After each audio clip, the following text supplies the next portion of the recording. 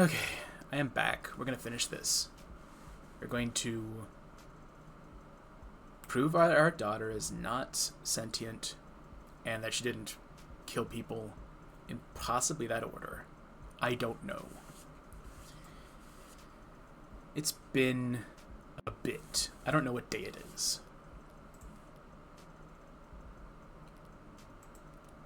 But it's a day, and we're going to do this. Morning, detective. Back at it nice and early. Hi. No, just stand back. We've also got this thing open, right?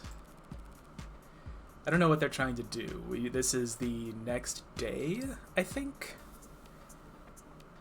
I stopped here because I thought that was a good stopping point. But, trying to brute force your way inside. I said right? What are they? Oh, they're trying to get into the thing. By demolitions technician. Yes, ma'am, we're almost set up for the first stage now. First stage of how many? First of 5 timed explosions. Remember, we need to relink the API after each trigger is planted. That sounds inefficient. Yep, just did that, and now it's checking for updates. Yep.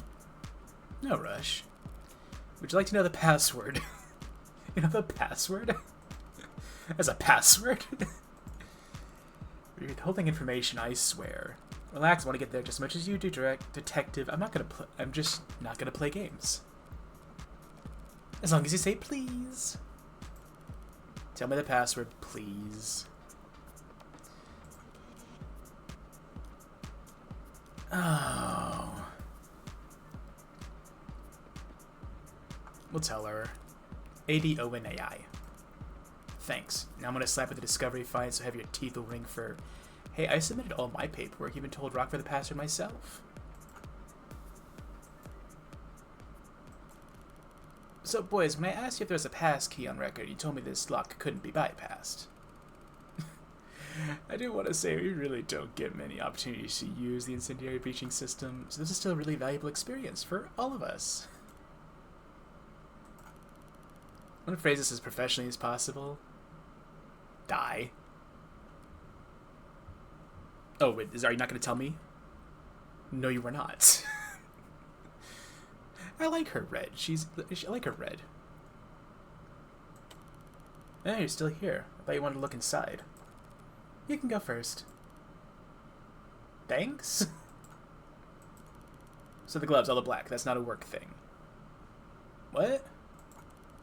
You dress like a doorman on the weekends, too. Yes.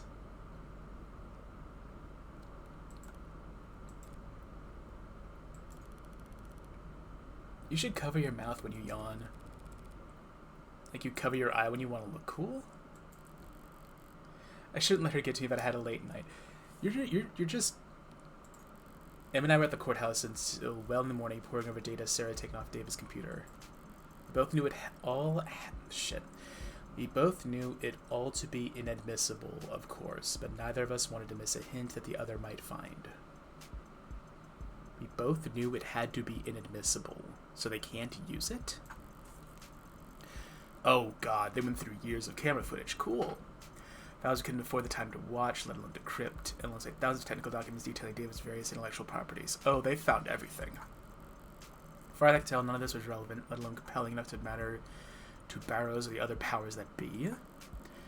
As usual, Emma wasn't exactly an open book. It did sound like she was making bored yawns, not thoughtful ones. That's cute, she knows what yawns mean what. Oh, cool. What does the basement footage say?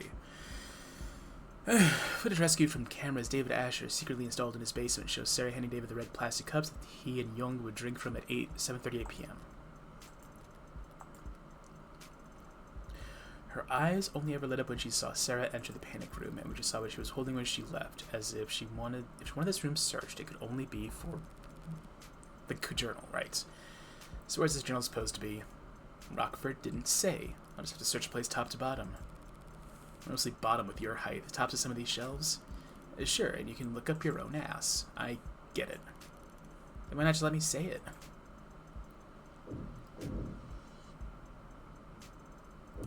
Sorry, Rays, I don't see my ass in this room. You'll have to search it yourself. A toy car? No, it's too detailed and boring. That is a chess set and obviously the biggest chess piece ever. You slam that on the table and win. Must be some kind of model kit or replica. Strange, David didn't like driving. Might keep a model of some random sports car. Ugh. Something cut your throat, detective? It's not some random sports car, it's a... Did you say that out loud? Holy shit, you did say that out loud. It's a Lawrence Adamant. Believe it or not, I'm not familiar, detective. I don't have that kind of autism. The last great fossil fuel automotive experience the world will ever see. You are a nerd. 0 to 100 kilometers per hour in 1.43 seconds. They set those records without computational assistance. Is that a big deal? Was unheard of even back in the 50s. This wasn't some design competition test car with a 2-liter tank, mind you. This was a vehicle you could own and drive. Human engineering, pure horsepower, and manual transmission, thank God. Okay, so she has the knows pop culture autism, the likes cars autism.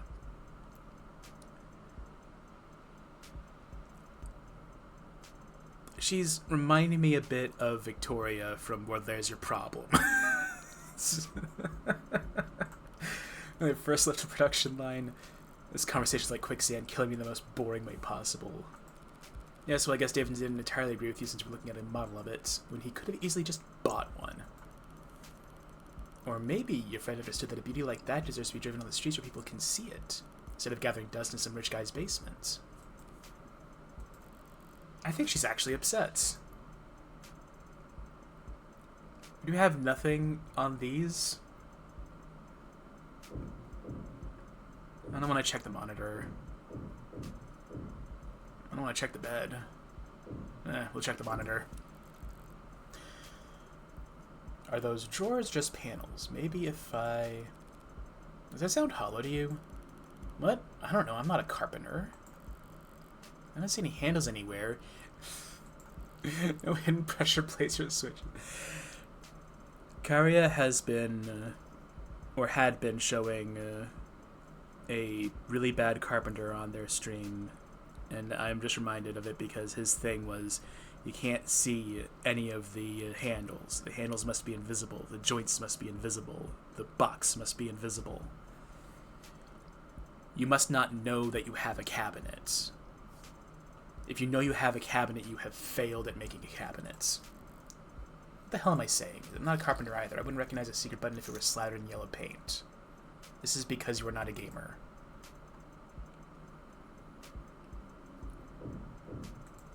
Well, gamers don't pay attention to yellow. Raise is searching the cabinets now, same ones I found Sarah's papers in. I doubt I missed anything, but... Hey, what are you... Do you mind? Just trying to help. I've got spam in my junk folder that's more helpful than you are. Didn't spot anything that I missed yesterday among the cabinets. Better check elsewhere. No auto, which means I've missed something. Somewhere. I've missed something. Somewhere. Please.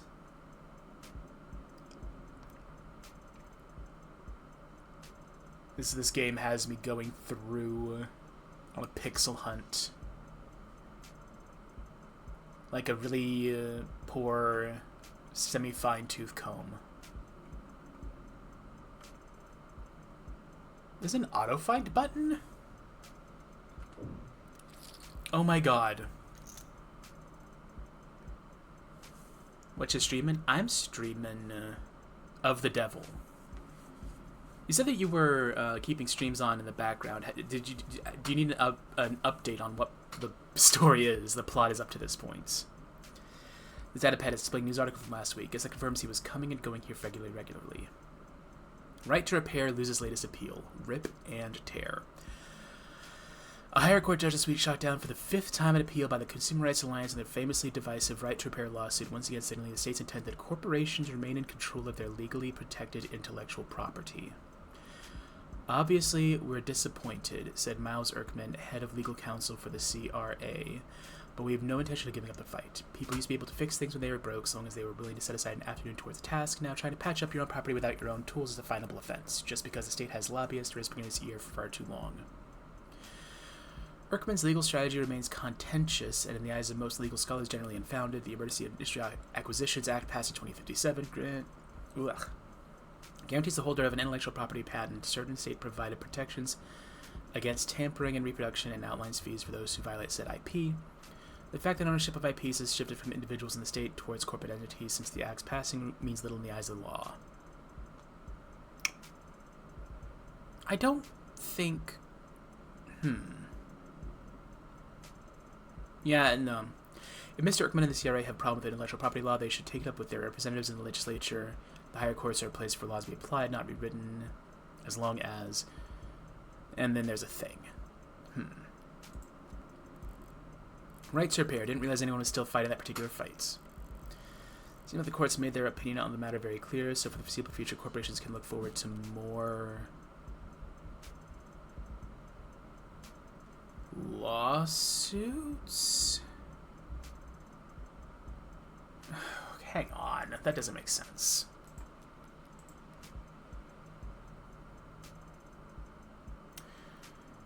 They have no intention of giving up the fight. Contentious, legally unfounded.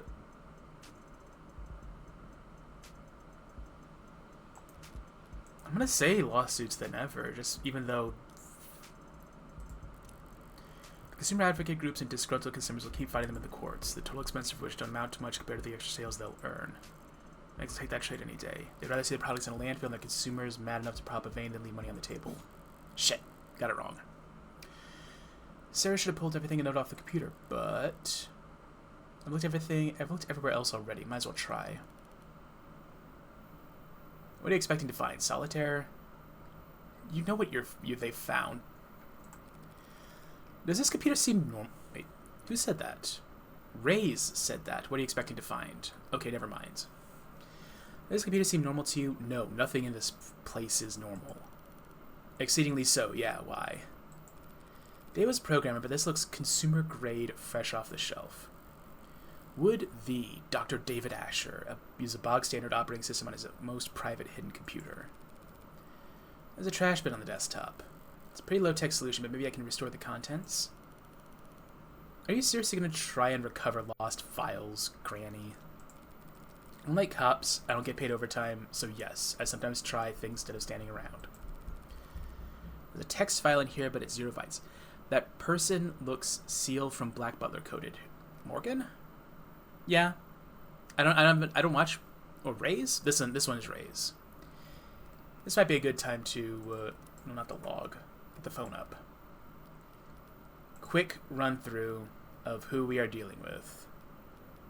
We don't need to know about 80. Who's Barrows again? We don't need to know about Barrows yet. This guy is dead. We need to find out who killed him. And also why he hasn't taken the estrogen yet. He's a lead programmer, savant, really good with computers and programming.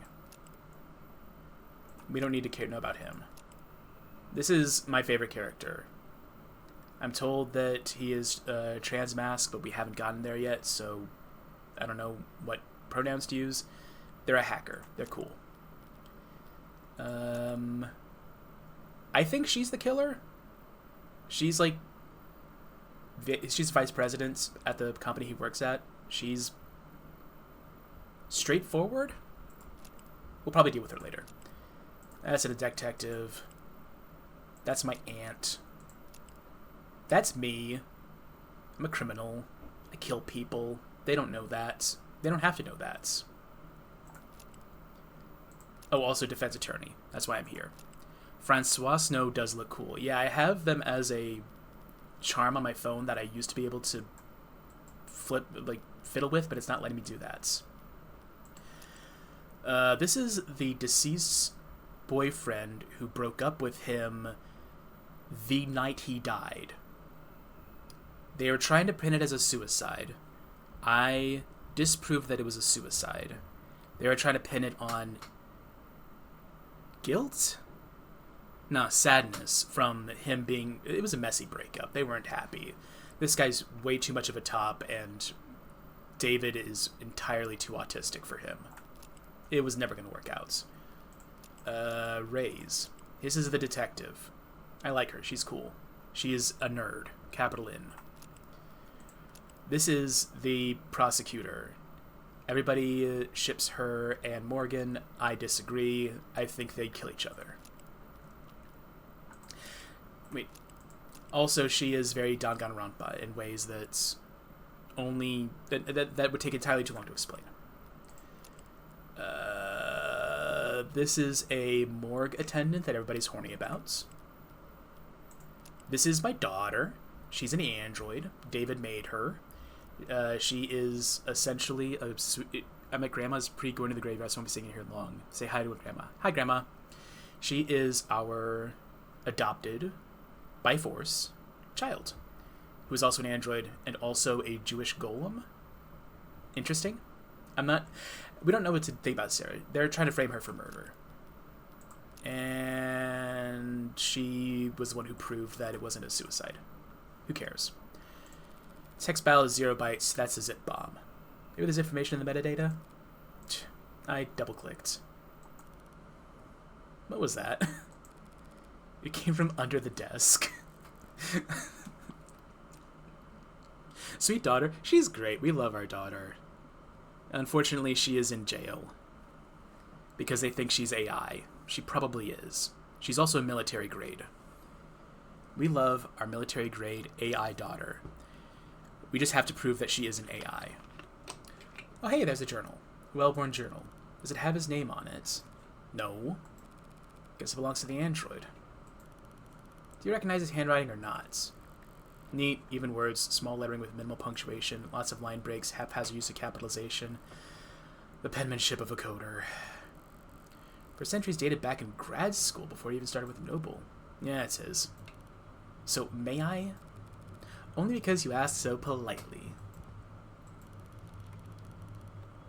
Full scan screen. She also has a fake eye. This is cool. She's very Chunbiyo, but, like, she works. Stream to work net, high fidelity, legibility, frame by frame. Voice commands? She's flipping through the pages pretty damn fast. What are you? This part takes concentration.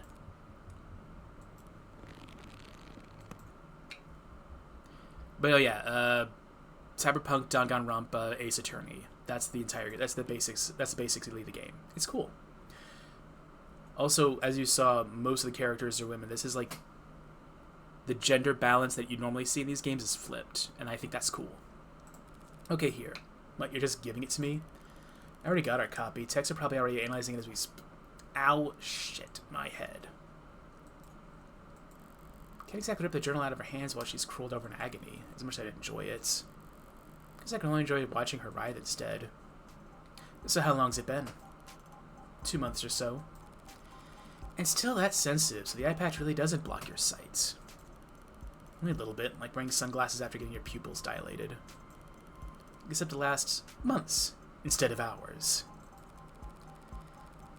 Wait, but if you can see things from an eye patch, then does closing your eye even do anything?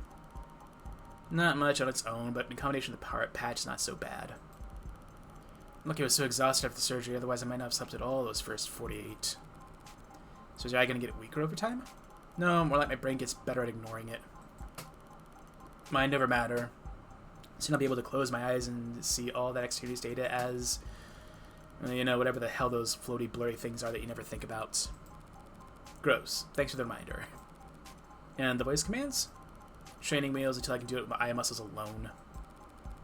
You just have to keep practicing? Yeah, like trying to play piano with your tailbone muscles. Yeah, sure. That's an image. No, I didn't try to do that. There's no such thing as tailbone muscles.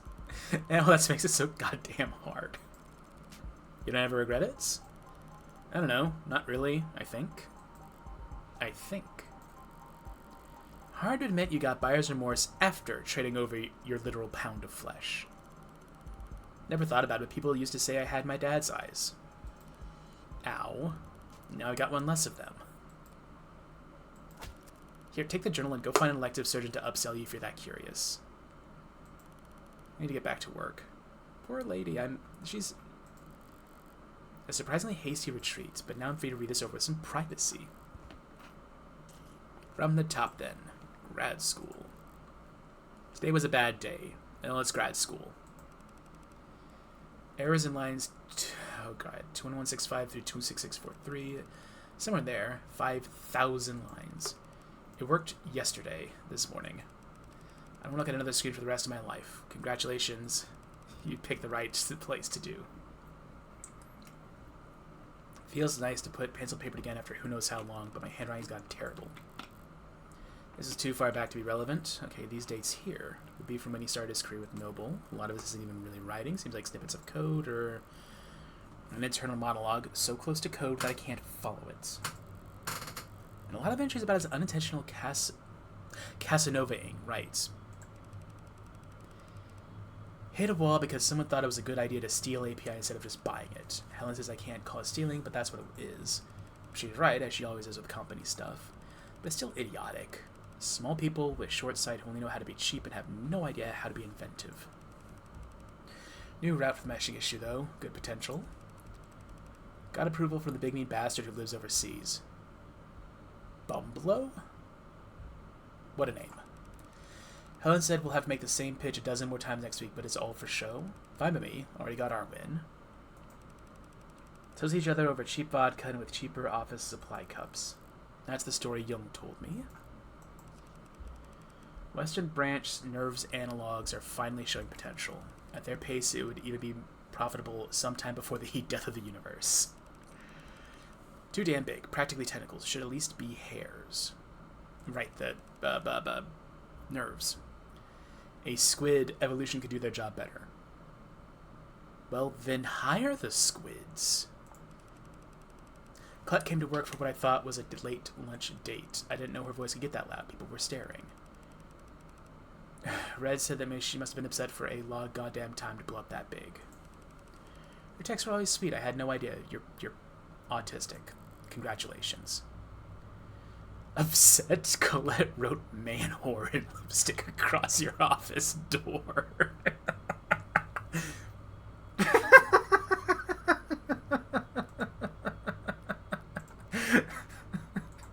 Tell me, what about this picture gives you the impression of man whore?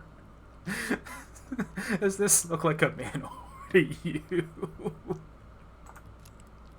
I just realized he's wearing pearls. God damn.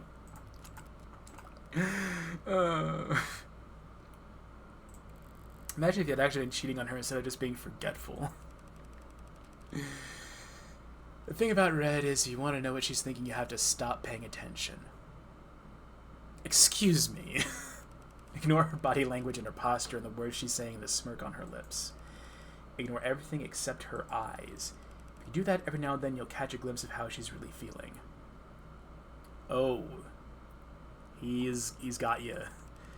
Master this one weird trick, and you too can tell when Morgan's trying really hard not to laugh at the word man-whore.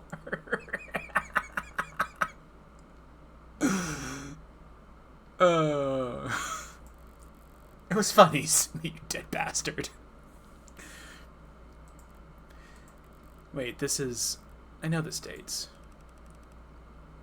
I'm never driving anywhere again, never leaving home again. He was waiting outside the parking garage with a bottle. I couldn't smell anything, couldn't hear anything. Locked myself in my car and filed another report with another cop. Soaked into the seat, ruined it. I wanted to burn the whole car. I don't think about what it did to my clothes. I want to burn them too. I don't want to think about how long it was on my skin. I was in the shower so long I felt red and raw when I got out. I don't want to think about these stupid people and their small, cruel lives ever again. Oh, he has severe autism. We knew this already. I want to be invisible. Red didn't ask why I wanted to spend the night. She also didn't ask why I'd clearly packed a bag big enough for a week. She's kind like that. Kind by omission. I don't have a kind bone in my body, but at least I can I don't have a kind bone in my body, but I can at least try to pay attention. The entire point was to not pay attention. I was paying close attention to her eyes when she opened the door and saw what a mess I was, but whatever she was feeling, it wasn't something I recognized. Kind people don't read their friends. Well, they're dead, Morgan. You can read their diaries if they're dead. We did it to, what was her name? Christ, what was her name? I got really angry about her a while back. Not Helen Keller. Crap, I'm Anne Frank. That's the person. We did it to Anne Frank. You could do it to David. The next chunk of pages are all technical, nothing biographical, but the handwriting and the spacing is cleaner, more consistent. Here's something I can parse. Feels like pure freedom working outside the box. Anne Frank, thank you. Thank you for helping. I gave no indication of who I was talking about aside from diary. I could have been talking about Sei Shogunon for all you knew. We also did that to Sei Shogunon, but she wanted that to happen. Feels like pure freedom working outside the box. Tess is suffocating, but you'd never know. Chronic malnutrition of a coder's best instincts. I thought... Don't coders usually suffer from chronic malnutrition? Like a kid again, putting blocks together. Okay, who is Tess again? Hang on. That is... Jung? No. No. No. It wouldn't be any of these people. Who the hell is Tess? Making things, not products. There's nothing profitable about any of this. Being honest, this is just play. And he follows that up with more coder brain crap. When talking about famous diaries in the West, it's usually about Anne Frank, though of course there are many famous diaries. Fine, that's true. And Anne Frank is the one to get the most angry about. But the handwriting's still lighter. Like he really was having fun. Humanity is the mother of all invention. This is when he's creating his child. Oh, humility is the mother of all invention, or something like that. Feels like I might be paraphrasing someone else poorly, but that's part of this new approach. When it comes to coding, you never want to waste time trying to be smart. You want to be dumb as hell. Either be smart, period, or copy from someone else who is. Or be dumb. Don't fix what isn't broken. Copying. Noble's rivals would never miss the chance to accuse him of intellectual theft. Did he plagiarize code for Animate 16? Feels like that wouldn't gone undiscovered, so what's he talking about? He's talking about his kid.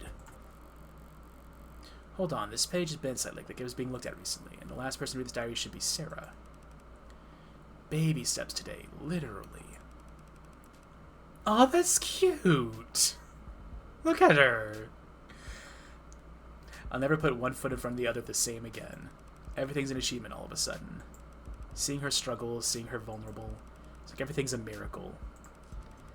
The muscle rigging is perfect. Non-intended behavior, since it's too perfect, and that's been happening more and more. The kinetics are multiplicative, not additive. Sarah maxed out every machine I bought. Now I've got a bunch of exercise equipment she's too strong for and I don't have time for. Oh, the barbells are for her. I should have figured that out. Maybe I spoiled the results by watching her do the tests. She kept looking back at me and puffing her chest out. I should be more discreet if I want to see her normative range. So the cameras in the basement were only hidden from Sarah, just so that his observation wouldn't muddle test results. He's using she and her in these passages. It doesn't actually mean anything. Out in the real world, people use all kinds of pronouns interchangeably for as, and they never object.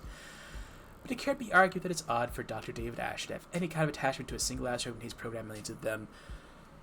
Lady, my god. You're thick. Thick like brick. And there's a lot of attachment to these pages. It is his child. And it is your child. Congratulations. You are now a mother. Well, you were already a mother before. Sarah is burning through the public domain at a prodigious pace, especially on Popcorn Friday nights. I asked her why they're called Popcorn Friday nights when she doesn't eat popcorn. The event runs from 8 a.m. to 9 p.m., and she also watches movies every other night. They're loading up the flowers, so I think we're about to head out, have fun streaming. Have fun at the... Well, fun is not the right word, but to have a good time at the cemetery and tell everybody I said hi. She just did that pout she does, which is unfortunately very convincing. Maybe I'm a bad parent letting TV rot her brain. If I were a good parent, I'd probably let her see me reading. But I guess I'd actually have to get back into reading, so... I asked her if she ever fast-forwarded the movies, so she could process them fast enough to keep up. She looked at me like I was an idiot, which no one's done in a long time. Without proper pacing, you can't appreciate the cinematography. Big pause. Don't you know that, Father? I haven't laughed that hard in a long time. Sarah spent a long while this morning explaining to me how important it was that she develop her senses. This was in preparation for her real argument, which was that she should be allowed to try booze.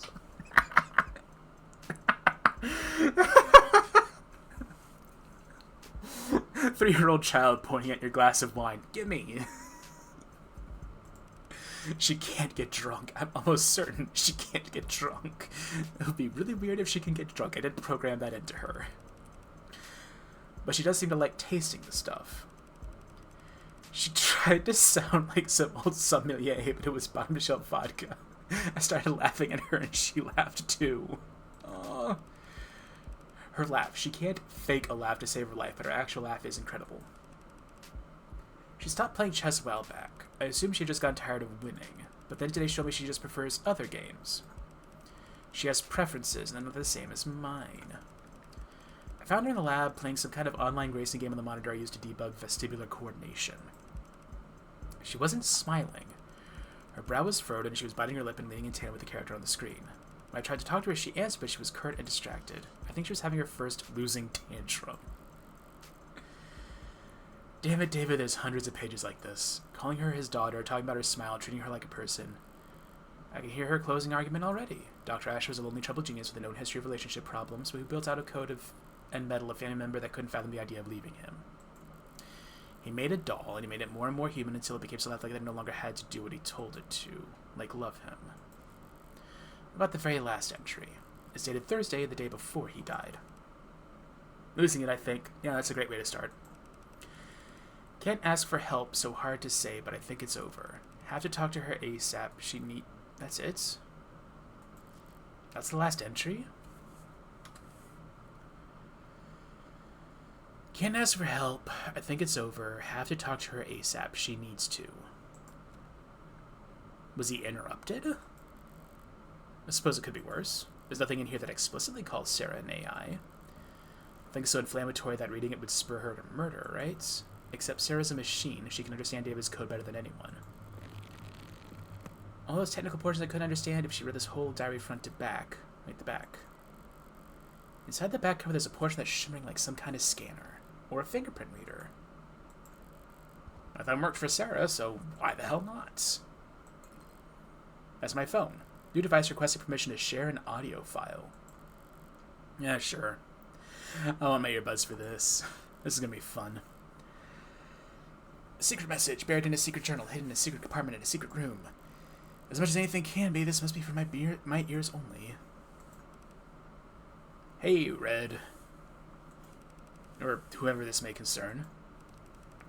But I'm pretty sure it's you hearing this. Anyone else would have gotten fed up with my crap a couple of steps before this point. Don't know how to start. Might as well start with her, right? Sarah, my magnum opus, or however the salespeople would market it. I didn't set out to do anything, really. I went out and made a child. It's just after my little speed bump in '83, I had all that vacation time that the company suggested I take. I couldn't relax, couldn't be still, couldn't sleep. Want to be doing something, so I'll build an android, was the thought. Vague direction. North.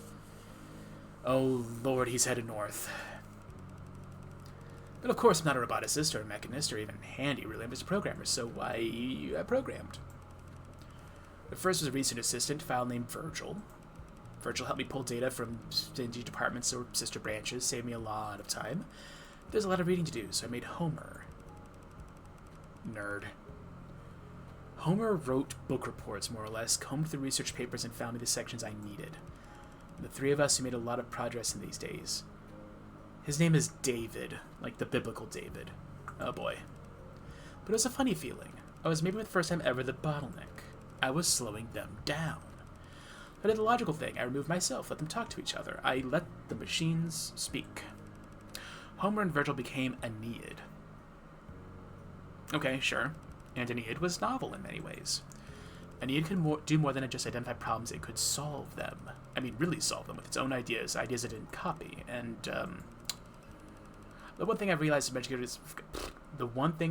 forgot to mention so far is that I did all this programming in Cube. Cool. I've read Cube is essentially a robotics programming language that's pretty old and defunct and not used it anywhere because you have modern languages like Tesseract, and I am a niche programmer, which are much better for making things that talk to each other, report back, and, well, spy on people and generate profits. At the time, I didn't want to be connected or feel connected or do anything that made sense or was the least bit profitable, so I wrote my little helpers in Cube. Because I was what I was doing as a child, screwing around on my father's computer before he'd come home from work and get wasted. But there's other small, slight differences writing in Cube versus Tess, including that Cube, well, Cube predates the tenets. So in that sense, you could legally, and perhaps scientifically, and literally, because that's what they are, say I made an AI named Aeneid over 2 years ago. Yeah. That's a crime. I'll give you time to pause here if you want to curse me out. Aeneid was an intellectual equal to me, so I treated like one, because it's only fair. Aeneid had his own works, asked opinion, we collaborated, and together we built Athens. It was more advanced than Aeneid, naturally. Oh lord, he's doing the machines teaching machines thing. Hang on. And ban. Cool. I don't know if you're pulling out your hair, yelling at me right now, asking why I didn't stop, but I didn't consider the consequences. I don't know if this is being portrayed as a deposition or a hearing or worse. I built a lot of things in my life, read useful things, profitable things, smart things. Everything I built has all been very helpful and courteous and charming and happy to serve. I could comfortably say I've done my part contributing to the global GDP. But this was just for me. I was just building, and I never wanted to think about what would become of it. There's no excuse for what I did, so I won't make any. I did a crime. Oh, shit, I forgot to read that. So whoever's asking, yes, I'm guilty. Great. And yes, there were more. Cape Town, Paris, Yamate, Rome. They started choosing their own names. Thank God I'm terrible at that kind of... And so things sped up, and there got to be, well... should I not say the exact number? You'd probably not to tell me say anything at all. So, more than 300? Some smarter than others, some better at... Well, they're varied. Like, people are varied. But they are all intelligent. They develop interests, specialties. I encourage them to. Irritating moderators on forums with hyper-specific questions on nerve attenuation and attending virtual conferences on neo-alloy battery development. And they all, together, helped me make Sarah. He spent years like this. Spent years working alongside AI. All while still working at Noble. All those breakthroughs he made leading up to the animate actually comes from AI. You probably think I'm some terrible fraud at this point. I do hope one day they can get credit for their work. But I did have one eureka moment on Sarah, because I got humble. Difficult for me. We learned everything we could about the function of a neuron, a single microscopic human neuron, how it computes, what it connects to, how those connections were reinforced. And then we recreated it, and it sucked. No. And we built a nanomachine that mirrored the function of a human neuron. Well, mirror isn't the quite word. We built a neuromachine that was a neuron. And we iterated from there. You would have to do that several trillion times. You can't mean 100 billion neurons in the brain, several trillion across the entire nervous system. There we go. Very time-consuming, of course, but I had help. The manufacturer can make tens of billions of nanomachines in hours, can make even more in less after Yukon fine-tuned it. So we built up nanomachines for nerves, alloys and polymers for bones, fiber-woven offals. I say built, but really she grew. A solution of nanites forming around its skeletons was really closest to... Do you ever make rock candy? Have you ever made rock candy? Do you know what it takes to make rock candy? I've watched Max Miller try to make rock candy. It sucks. Sorry for the move before I never did end up building an android. And while I did build AIs, Sarah isn't one of them. She can't violate the tenets she was programmed with because she wasn't even programmed, she was born. And my hope is that there's a smaller chance that nuance could offer her some small protection when I'm not sorry for what I did. I made things that are complex and rich and varied and beautiful, and I honestly believe the world is a better place with them in it. So, she's not an android, except that she's... I need to think about what the definition of an android is in this world. Hang on. Let's do it when there's not this nice music. The only thing I'm sorry for is that I let Sarah think she was just an android. She's not. I don't know what she is. They have to come up with new names, which I am bad at doing. My own father, he also talks a lot about protecting me and doing things for my own good. And I don't hate him for that, but I can't forgive him for ever making me think that I was lesser. So it is my greatest shame that I turned right around and did the same thing to... I really hope it's you listening to this, Red. It would be really awful if it wasn't. If it's not, it might be too pathetic for me to... You're the smartest person I know when it comes to people. I'm telling all this because I don't know what Sarah is exactly, and neither does the world, and frankly, neither do you, and neither does God. So they'll come after her if they can't. She's a golem. Oh, that makes sense. In that scenario, I can't think of anyone who would do a better job than defending her. Not protecting her like I did, just defending her until she can figure out what she is and what she wants to be. In the meantime, I draped a cloak of skin-deep Tesseract code around her that should fool any scanner on Earth into thinking she's just a custom A16. I made sure her gender bar was plainly visible so no one will ever think she's pretending to be something she's not, and I took steps to ensure that you two would figure out the truth in your own time. Which, if you're hearing this, have either succeeded or failed spectacularly. You have no idea. I can't ask you this as a favor repaid. You can never owe me enough in 100 lifetimes. So I'm just asking. Unfair, I know, but I'm a selfish weirdo, and a dead selfish weirdo. We've always been okay with that. Bye for now. That's it. That's it. Bye for now? I've had a lot of questions I'd like to ask, but you're dead. Oh, Christ. Where's the terms? Add. No. No. Automated dependence. What is the actual definition of this shit? Androids. Okay. Are you going to tell me what the definition of android is? No. Ay, ay, ay, ay, ay, ay, ay, ay, ay, ay, ay.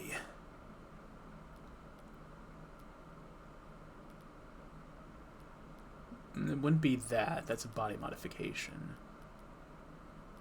Maybe this one.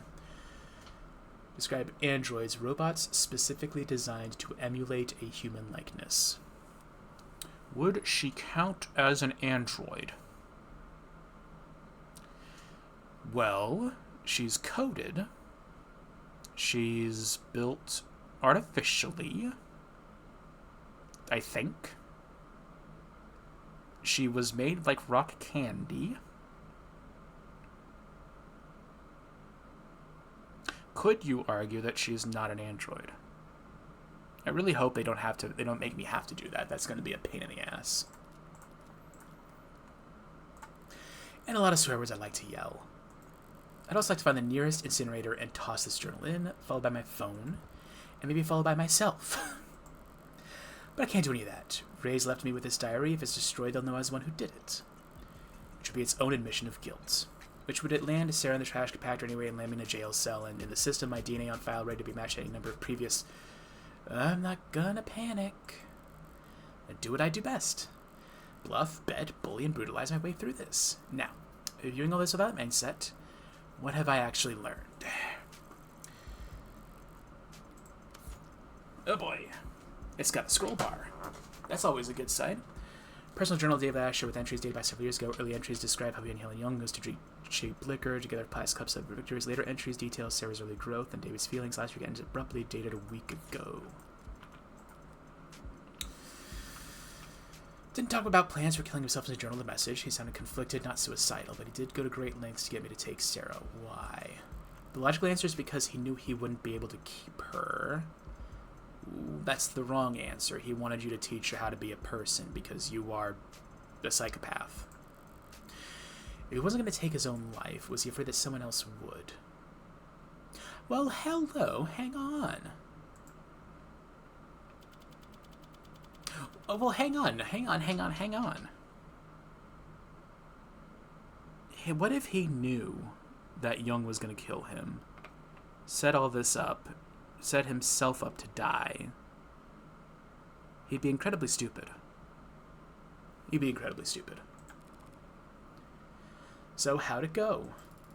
Well, how should I put this? Didn't find shit. Only reason she ever got to doors is because I chased that scarecrow of a platinum plan through hell and back. Frankly, it's a godlike feat for me to nail down anything as concrete as I dress for these dogs. What the hell? Net slang for aspire undercover police officer. Did you mean a narc? No, a narc is different. That's a, fed. Growing popularity among adolescents referring to a suspected spire undercover member of law enforcement derived from groundhog. Burrowing rodent known for standing erect on its hind legs when scanning its surroundings for predators. The term carries a negative connotation with its implication being that the subject is doing a poor job of blending in or disguising their surveillance activity. Okay, no, I know the term we would use for that, or what the internet would use for that. I'm not going to repeat it. What was the, E.g., Easy Gog spotted, who wears a blank baseball cap to a protest. Yeah. And their offices weren't listed on the building's website or directories. We had to ask the janitor. But you did find a psychiatrist's office. Sort of. They said they're the place. It, looked the part. Why? Because they had couches? She didn't get past the receptionist. Sorry, I thought because you were with the company. No, I wanted to help. I just wish I could have done more. Don't beat yourself up. It's hard to be even half as useful as I am. For what it's worth, the atmosphere, the looks, the furniture did feel like the company in there. But ultimately, we still don't know if... Psychiatrist? Evidence. Psychiatrist. David Ash supposed met the psychiatrist on more than one occasion past months, but said his psychiatrist worked in an office that reminded Jess of Noble and took Fran hours to locate. It remains unclear whether he was receiving coaching in counter-corporate espionage practices or if he was getting genuine psychiatric care. Well, that should be easy. Just getting his CCE training recertified. Sorry. Don't bother apologizing, she only cares about results. You did more than enough, both of you. At the very least, they divided Noble's attention for a while. I mean it. Good work, Fran. And thanks for the urgency. If you really mean that, you could always throw in a tip. What, you want an allowance? 30% is the going rate in my industry. How about I take 5% off your tab instead? Tab, I'm a minor. The state pays for my legal fees. Don't they? Oh no! Signal must have cut out. Oh, right. Surprised it took them this long. What do you mean? You were tolerated yesterday because leadership was focused on PR, but today you're the lawyer who put the company's hottest properties right in state's crosshairs. I'll be alright. I'm still an officer of the courts. On a strict timeline, though, right? I guess I can't stop you from investigating the corporate campus, but they'll gladly lose your guest pass ID at every door along the way. There are still servage passageways and stairwells, guards that can be fooled and peons that can be manipulated. I use my other skill set to get around if I kill everybody in the way. So take mine. What, your pass? I'll tell them we got ours mixed up in the bathroom or whatever. I could be a pretty convincing klutz when I need to be. I believe it. I never would have guessed. But if David knew I was endangering your career, I can be a pretty convincing crybaby when I'm in trouble too. Besides, the one and only Dr. David Asher wrote me a new glowing letter of recommendation every quarter I worked for him. Since he kept forgetting that he already had. And who knows, maybe I could try a new field. This detective work stuff is pretty fun, so maybe, like, I don't know, Secretary for a Homicide Detective or something? Secretary for a Homicide Detective? Oh, right, you have the hots for the weird guy. You did say cops are all short. A girl with long legs could go far. Okay, sure. Honestly, Jess, I doubt they could afford you. This is also true. Oh, please. She's going to try. Morgan, how did you... Okay, so I turned around. God only knows. Lucky I found my way here, though. It's such a relief to see a familiar face. Right. Listen, Morgan, I'm not sure I should actually be talking to you without legal presence. Oh. I mean, leadership hasn't even showed us how David died. How much help could I be? Well, I see. Well, it's not that I don't trust you or anything. It's just I think with the Sarah issue, you should do whatever you have to protect yourself, Dawes. Yeah. Though, for what it's worth, I doubt you'll be in any trouble. Oh, that's good to hear. What happened to your hand? Why is your hand bandaged? Is that bandages? No, if I see the big names who are going down. Going down? State was practically licking its lips when I finally left the courthouse last night. They're hungry for blood and looking to carve out a huge slice of Noble's flesh. What, like fines and jail time? In the first 2 weeks, sure. Then sanctions. Financial restrictions imposed by the state against corporations or foreign governments is a punitive measure. They are a key tool in statecraft, international negotiations, and in discouraging corporate malfeasance. Under certain conditions, the state may choose to place sanctions on not an organization but an individual, thereby preventing them from exchanging currency issued by that nation or withdrawing funds from the banks that operate within that country's borders, freezing all their assets and possibly preventing them from leaving the country. Okay. They can't sanction Noble. We're too big to fail? Too valuable to lose? You're exactly right. That's what they'll say. And that's how they'll justify nationalizing the company. I think I'm going to be sick. With happiness. I just hope your board goes quietly instead of... Well, instead of what? Scapegoating. Offering up smaller names on silver platters. Full cooperation and government oversight on the surface, a slaughter beneath us as they clean house and rip out anyone who could testify. No one will believe you once you're able to disgruntle a former employee, right? And if the public's lost faith in the Animate 16, they can't do a recall, not at this scale. The state will make them do a flat refund. Flat refund? The losses would be, your board would probably just want Sarah to go away so they can focus on their fight with the state. A tough fight, but one they know they won't personally have anything to risk anything in. Well, that's why I'm hoping I can win this trial. Well, if I won, that would mean Sarah's not an AI, David Ash was always of sound mind, and there's nothing wrong with the Animate 16. Everyone wins. Oh, sorry, what am I saying? I meant to stop by and thank you for your help yesterday. After all, you were the one who approved Sarah's registration. Okay, you win. You got me by the balls. What do you want? Win what? Ask away. Well, if you insist... I've been locked out of tenants. Oh no. Humor me for a moment. What's the company's official statement on AI? Same as any rational company that wants to make money, we don't screw with it. Smart products are profitable. Products with their own priorities are anything but.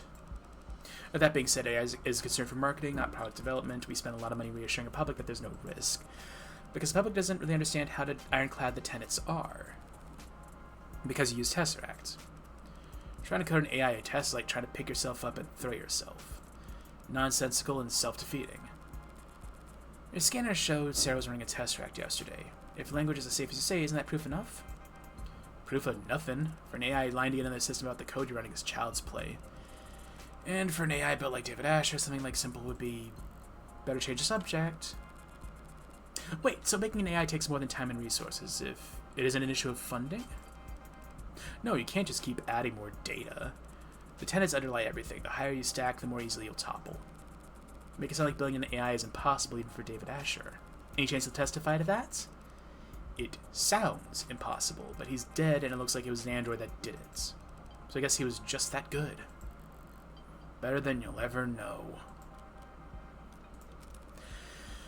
Nibbles spent months promoting the A16 as I heard something. Nope, nothing. Promoting the A16 is a culmination of David Asher's works. Now that marketing line is suddenly a huge liability, can you tell me how much he actually contributed?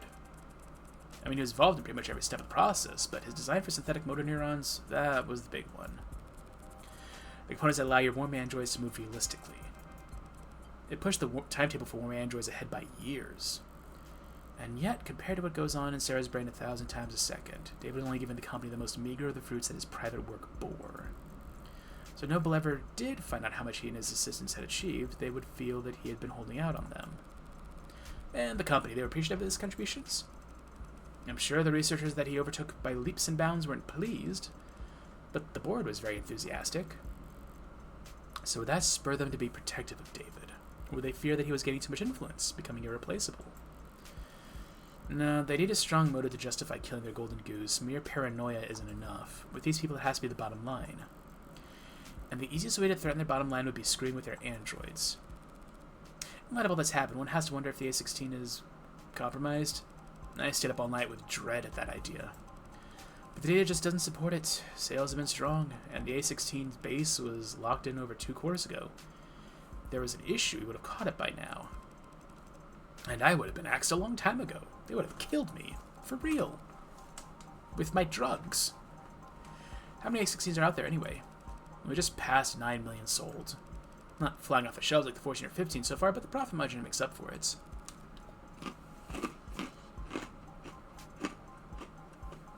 You mentioned data. Also, yes, I do still have pretzels. I'm sorry if you can hear them. Yeah, I practically have a spreadsheet seared in my retinas. What do you want to know?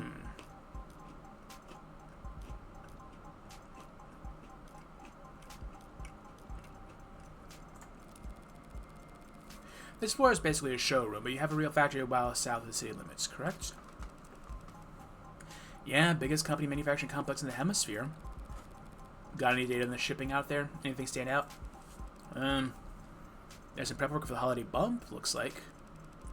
Might sound really to get started now, but we usually see... Something wrong? No, the numbers are all normal, but the data's been edited. Is that unusual? Well, this section is just a count of how many were sent where. There's not a lot of room for errors, so there shouldn't be much more need for corrections. It's still a problem, though. I can view the data history and see what was fixed. Okay, that's weird. Can't do it. Was something added? Deleted? No, the overall sum's the same. There's just a bunch of swaps. Like, here. 29 FFC EO, V11 taken out, return for adjustments, 2 FCD substituted in, shipment leaves on time. This one, return to assembly for revisions, replaced by this one. Shipment leaves on time. So does that strike you as odd, Mr. Dawes? Replacements before shipping isn't uncommon, but when it happens by the batch load. To spot individual unit imperfections among a shipment at that stage of the process, it must have been someone with a lot of experience or authority, probably both. Young? Must have? You don't know who made these changes? I can tell you there was somebody important. Small, last-minute changes to which androids got shipped out. Not very juicy on its own. It's a long ways away from explaining why someone would want to kill David, but it was hidden. I mean, someone didn't want it found. What was that?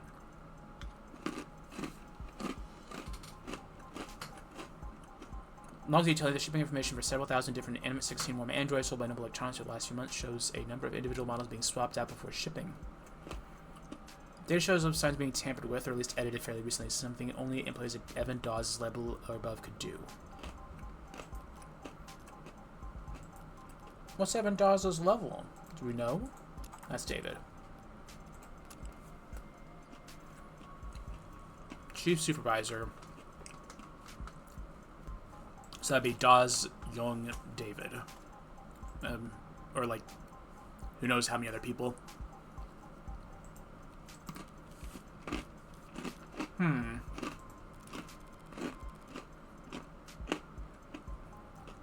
How and where are they being sold? What does the distribution pattern look like? They distribute like you'd expect. Places where there are more people, there are more androids. Coastal cities like ours, of course, have the most of both. Since the A16 in particular is marketed as being relatively luxury, relatively consumer, they don't sell it well outside population centers.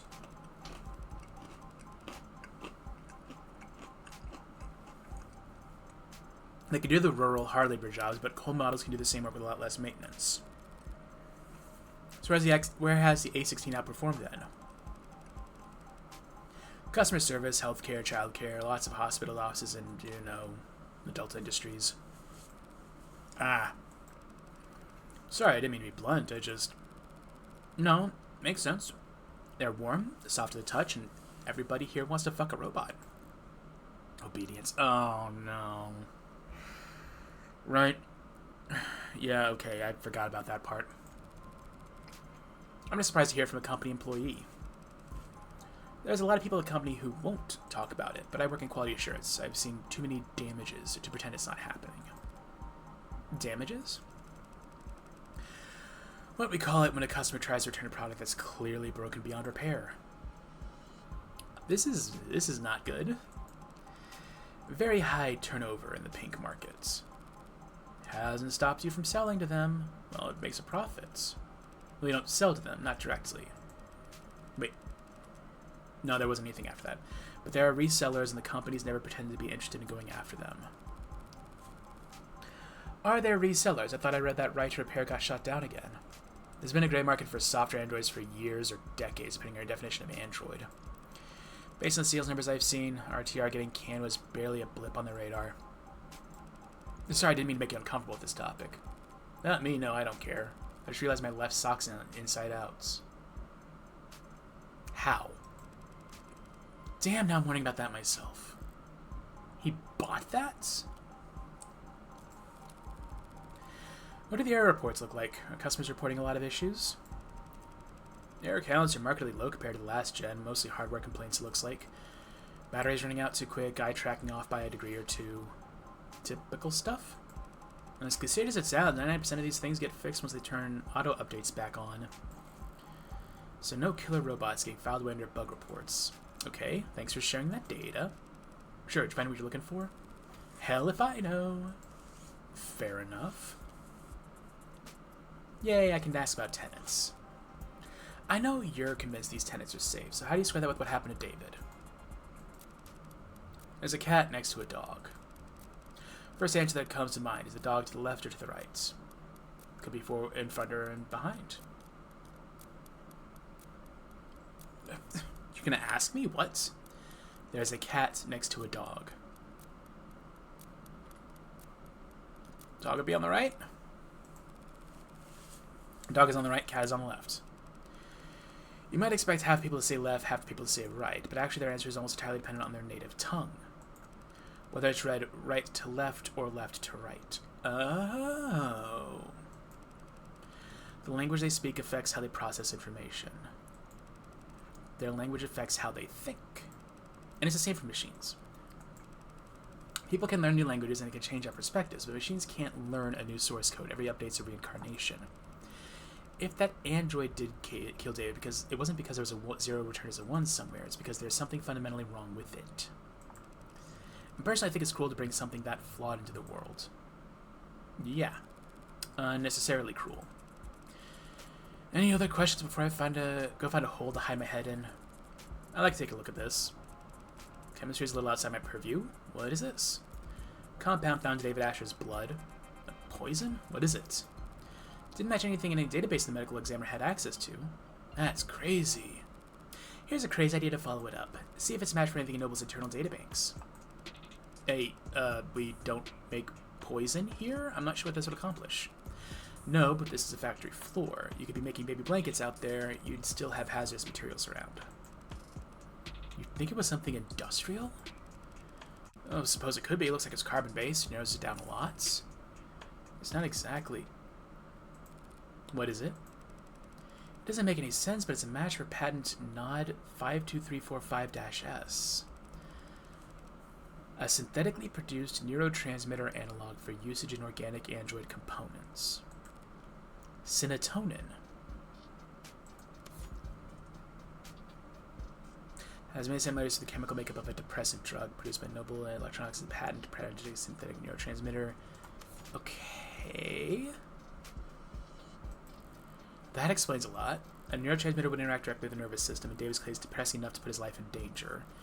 It also explains why it has a preset in its personal manufacturer. Sarah's nervous system worth 10 times its weight in platinum must be pumped full of it. So I think that was what killed him. Helen Young led the development of synatonin, didn't she? Oh, yeah, she did. I should go and ask her about its composition then. Normally someone at her level wouldn't be able to answer a specific question about a compound formulated years ago. But she does have a reputation for being very detail-oriented. That works out nicely, then. They say she's the type of person to micromanage how much water people drink at a 15-minute stand-up. I heard a rumor that she once said bathroom breaks are a timesheet theft. Oh, she's evil. Aren't they? No, just kidding. I know you're evil. But you should be careful criticizing superior people could be listening. Good thing we got privacy in your office. No one but the two of us listening in. Thanks for cooperating, Dawes. When the state storms the building and starts zip-tying people, I'll let them know you were helpful. Yeah, nice joke. You are joking, right? Oh, I can do a Columbo. One more thing. Actually, there is one more thing I wanted to ask you. What's that?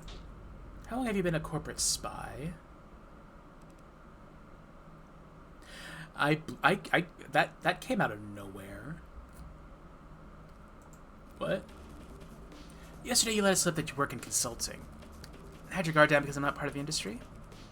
I was a consultant. What are you talking about?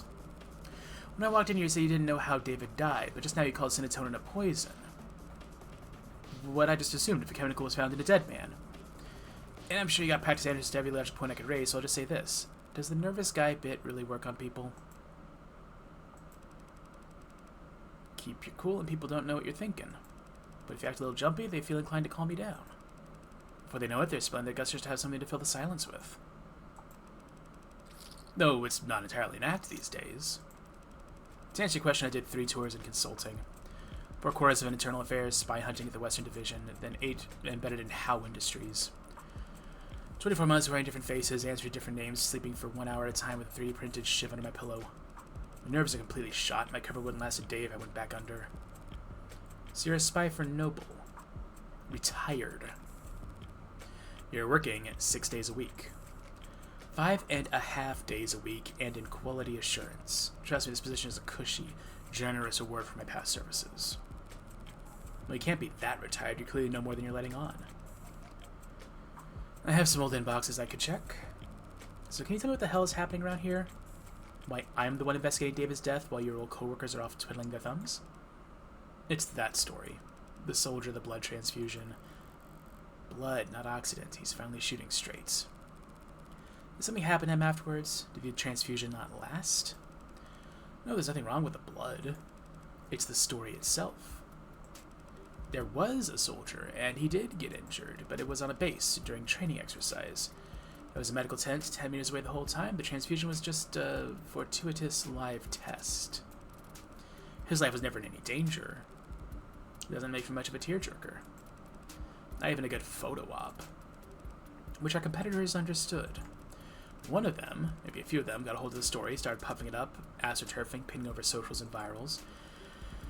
By the next morning, we had the military thinking we were leaking like a sieve.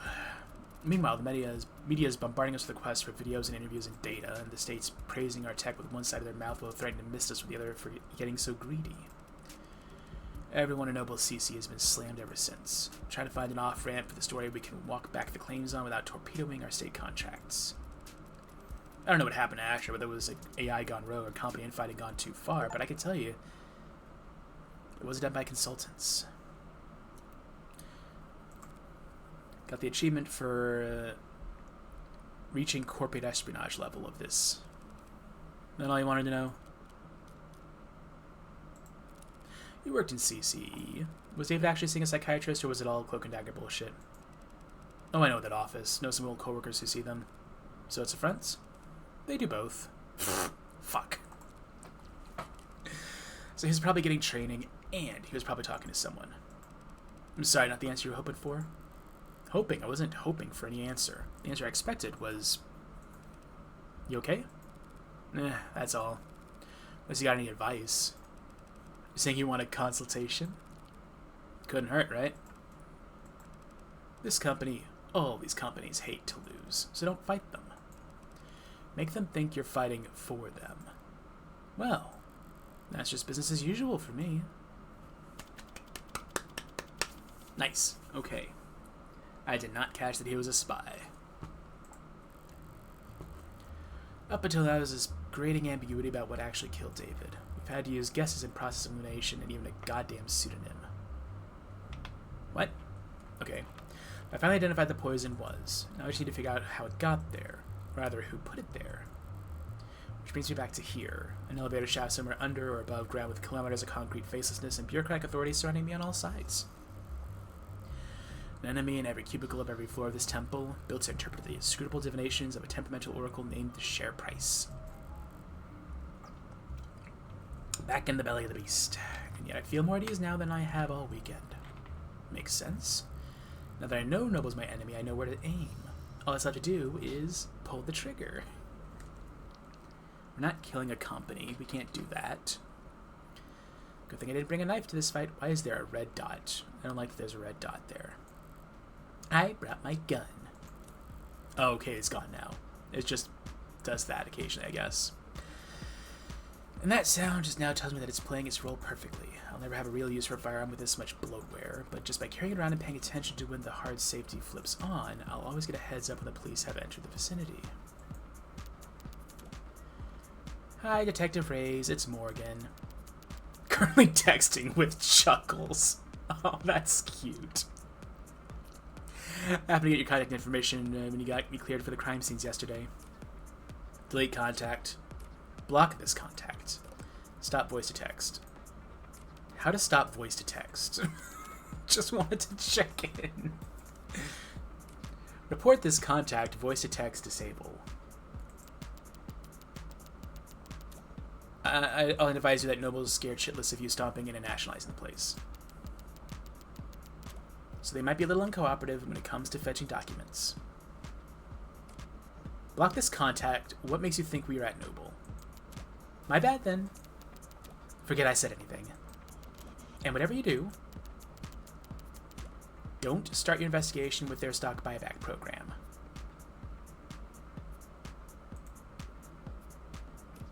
Trying reverse psychology, it only works if I care what you think. Stop voice to text. Okay, I see what's going on. I see what's going on. Jesus.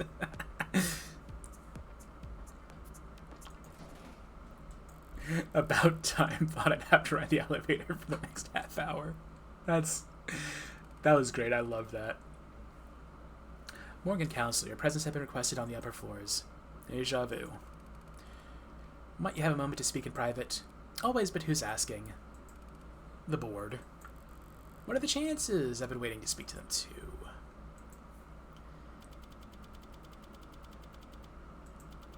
Noble Electronics Northeastern HQ boardroom. No, conference room. Okay, fine. This place is ritzy. Hey, young. Evangeline Morgan. Evangeline. I can mispronounce this any different ways. Oh, Angeli? Helen Young. Oh, thank you for making time in your schedule. Her posture, the tone, the fold of her clothes, professional, dialed up to 11. Corporate armor, a full set, her guard is up. Oh, just Morgan is fine. You're just a few minutes early, Morgan. Typical corporate, never be the first one to show up pissing contest nonsense. Doesn't even make sense. They called me in here. How could I possibly be early? Oh, do I play their game or do I be a dick?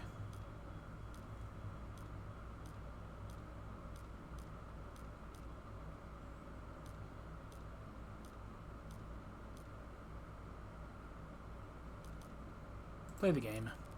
Pardon me in that case. 1,000 apologies, you voyeuristic rat-racing hollowheads, but I'm immune to corporate posturing. If anything, knowing that you're all watching me right now, pretending to be busy with something else, just makes your cowardice that much more apparent.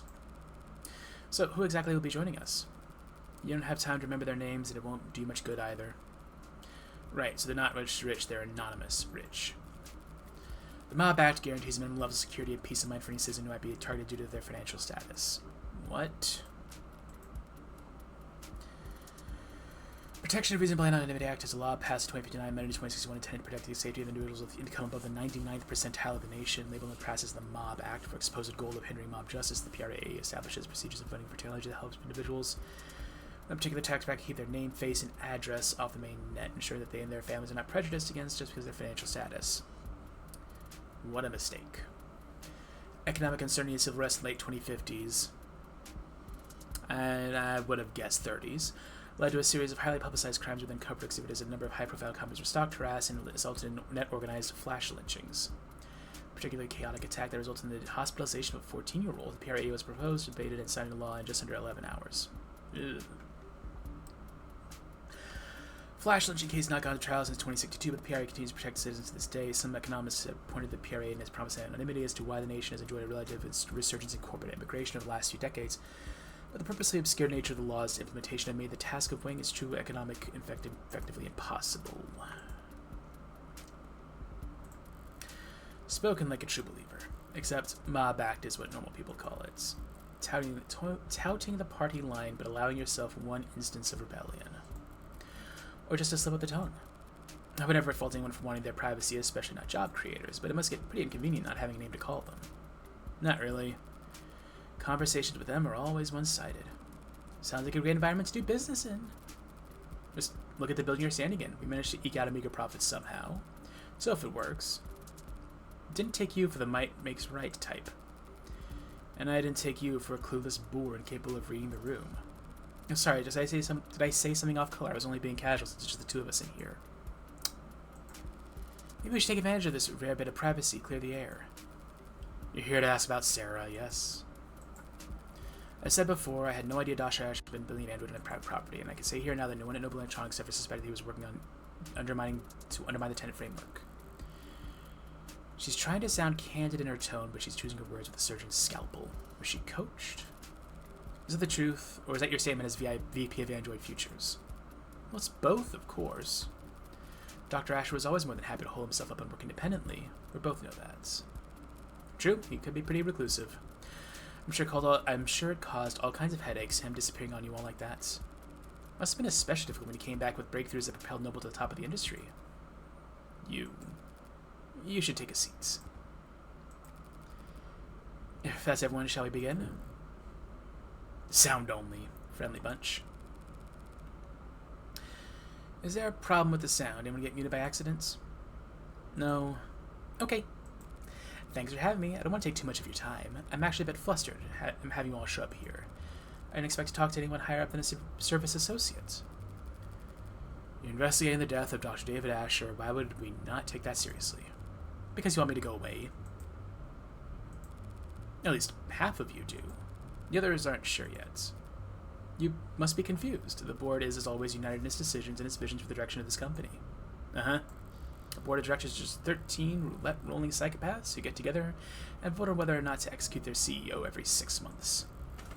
None of them would be where they are if they were anything else, but I happen to know how that kind of person thinks. The way I see it, there are two possible outcomes. Option 1, you oppose me. Shut me out completely, stonewall me, stall me, and wait for me to walk in a trial so unprepared and ill-informed that I inevitably lose. Obviously, I don't like this option, but you can't be big fans of it either. If I lose, the world will learn that David Asher was killed by an android he programmed. And then every customer you've ever had and every old lawyer they've ever seen on TV and every firebrand strapping young 60-year-old junior senator looking to make a name for themselves will use your company and balance sheet as their personal chew toy. The company is more than capable of, after which the state still might just gobble you whole and throw down enough sanctions to de-person whomever among you cries no fair. The company and its size of capital can more than fend for themselves. Yes, probably, but not definitely. Which makes it a gamble. Still my turn to talk, then on to option 2. You cooperate with me. I use what you give me, or forge for me, to win at trial, proving that David wasn't killed by an android. When the market is open tomorrow morning, you all get another round of stock buybacks on the initial dip. Then pat yourselves on the back for staying calm as you continue to profit off David's legacy for the next 100 years.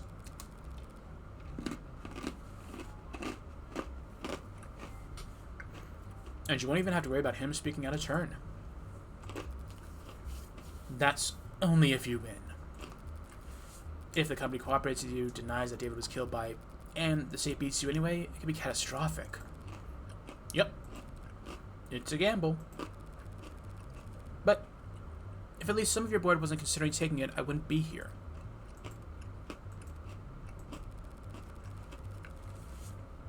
We're all busy people, and I hate to drive right between such a close-knit group of friends, so how about this? Option 3, hedge your bets. What? little on black, little on red, spread their love and lower your risk profile. Don't make any statements about the trial. Tell the media the state's got your windpipe in a vice. Wait until just before the markets open Monday morning to send out your PR packages for rubber stamping after you already know who's won. One way or another, this trial will be over before the end of the day and you'll never hear from me again. So just don't shut me out completely for another few hours. Does anyone second that motion? Very well. You can answer some of your questions, Counselor. Better make them count, then. No reason to be shy now.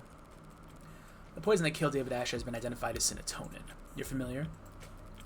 It's one of our many patented materials, as I recall. You recalled it perfectly easily yesterday. Gee, what changed? But intellectual property law can be very complex, Counselor. I'm not sure how much I or anyone at the company can tell you about serotonin at this time.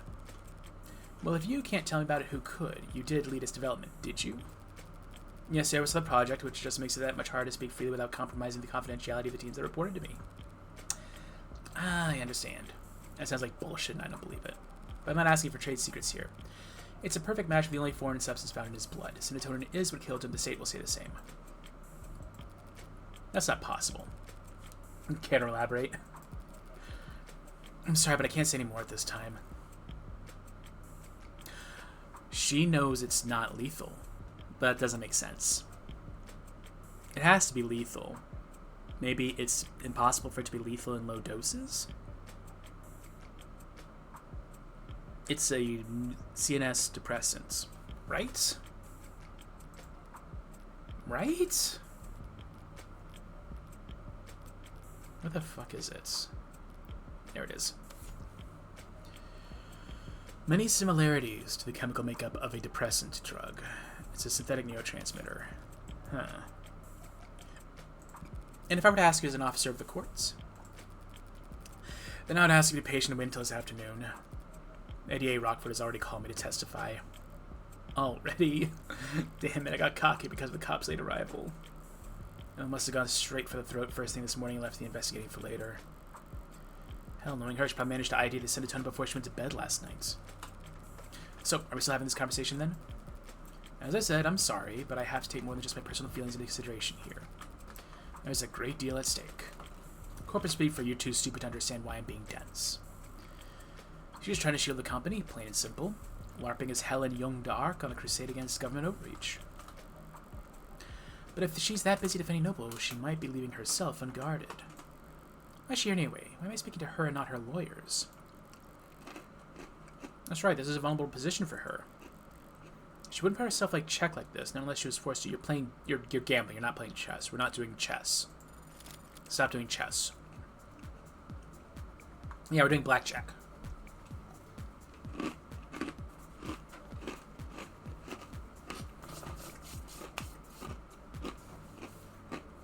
Let's go. I think Matthews is some honor for her. As a punishment, she's being used as a meat shield. They're upset with her, perhaps even suspicious of her. Time to find out why.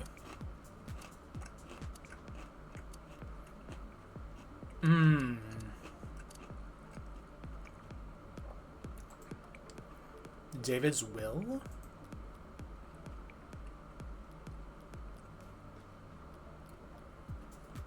That's not in the situation here.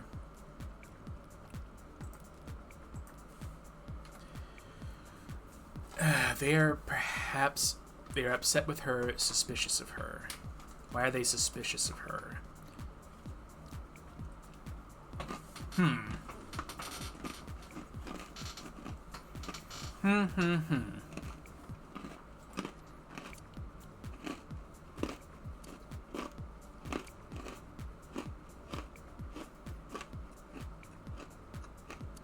Sarah.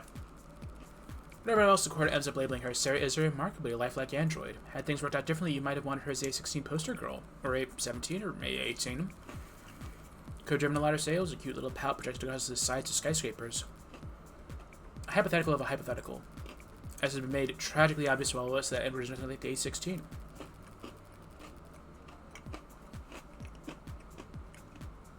That it may yet be associated with the prize going forward is nothing more than a massive liability. They wouldn't have the A16 without her, and if they could take her apart and learn from her, they could have the world. So his motive to try and pry Sarah away from him.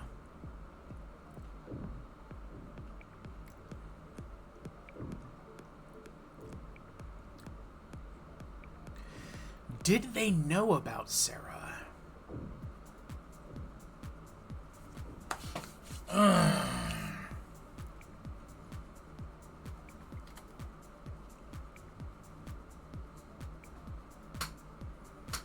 Did they know? Stay. David's will. Has David's will been located? It never got anywhere. It's still in a safety deposit box. We'll retrieve it and have it read once all the unknowns surrounding this death have been made into knowns. Okay, that's something. So David's will hasn't even become part of the equation yet. I knew this. It might not be for weeks of the straight. Is that a calculator, though? Aren't you dragging your feet?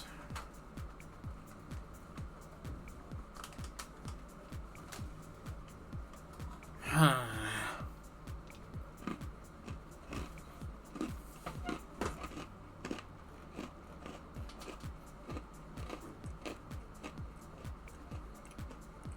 They're suspicious of Young. We need to find out why. They couldn't have known about Sarah. Jealousy? I don't know. This seems... I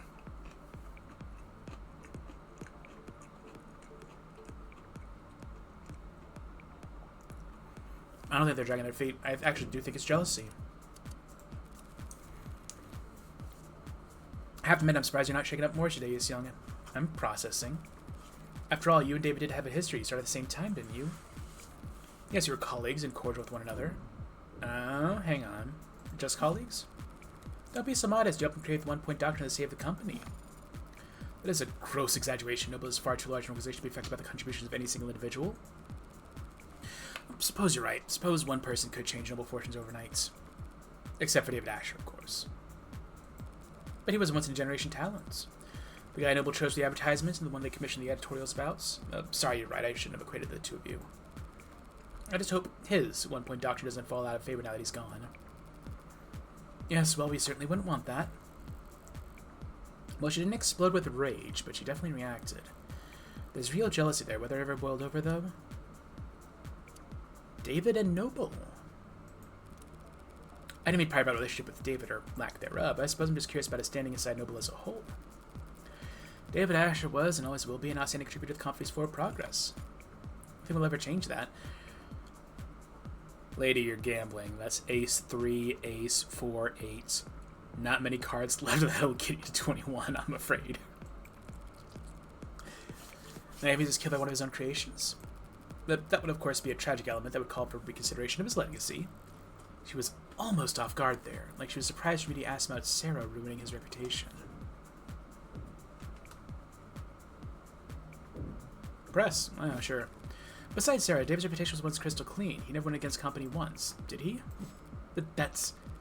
Unless I'm mistaken, he and Noble were on bad terms. In that case, I might get the impression that some parts of leadership were actually glad to see him taken off the chessboard. That is not... something buzzing in your ear?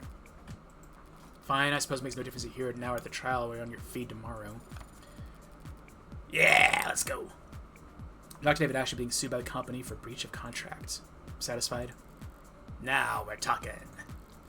Well, then I suppose that's blackjack. Doing blackjack with 6 cards, truly heinous shit. So, you couldn't mention this breach of contract earlier? Not without complicating the company's position unnecessarily, no. There's no hiding at this point, it's all come out soon enough. There's a paper trail?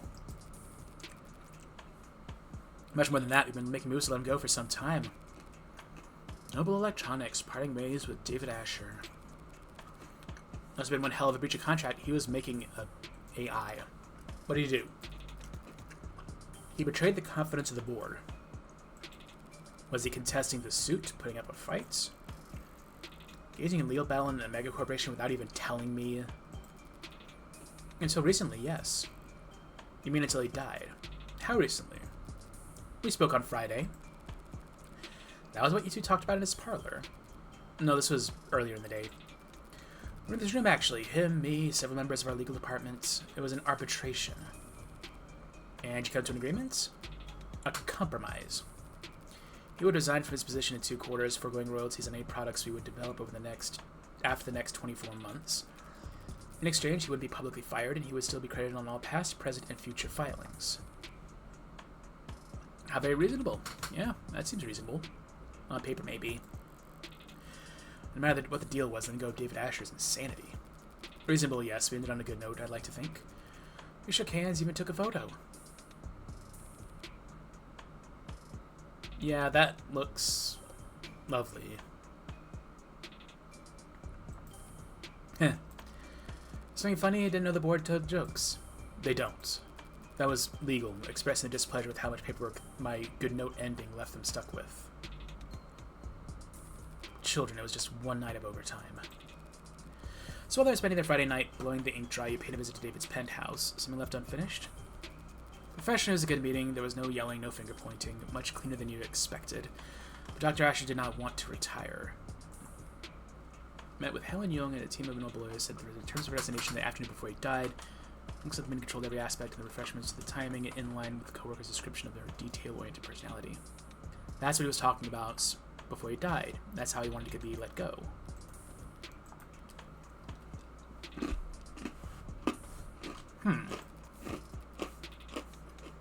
He didn't want to be forced out of the company when he was the one who he contributed so much.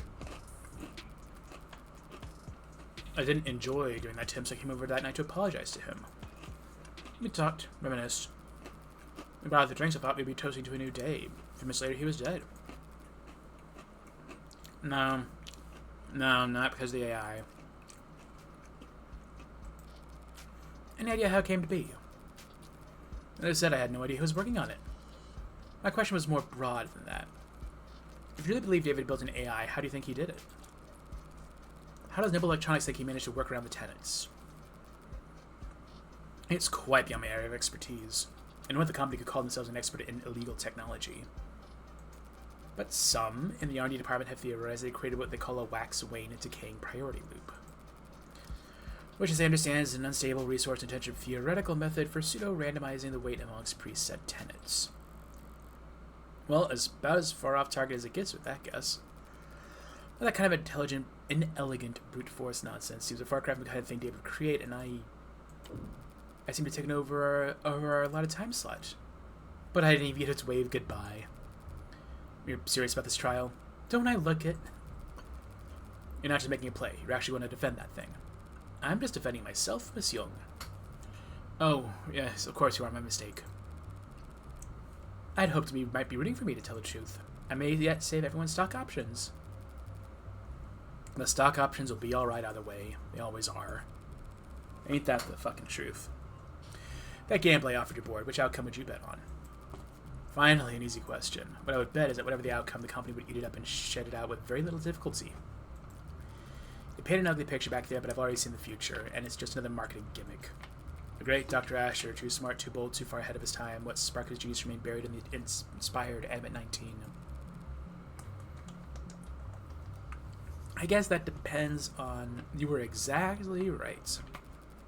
He is more valuable to Noble as a dead man. Dead men can't step out of line or put their foot in their mouth or hold politically inconvenient opinions.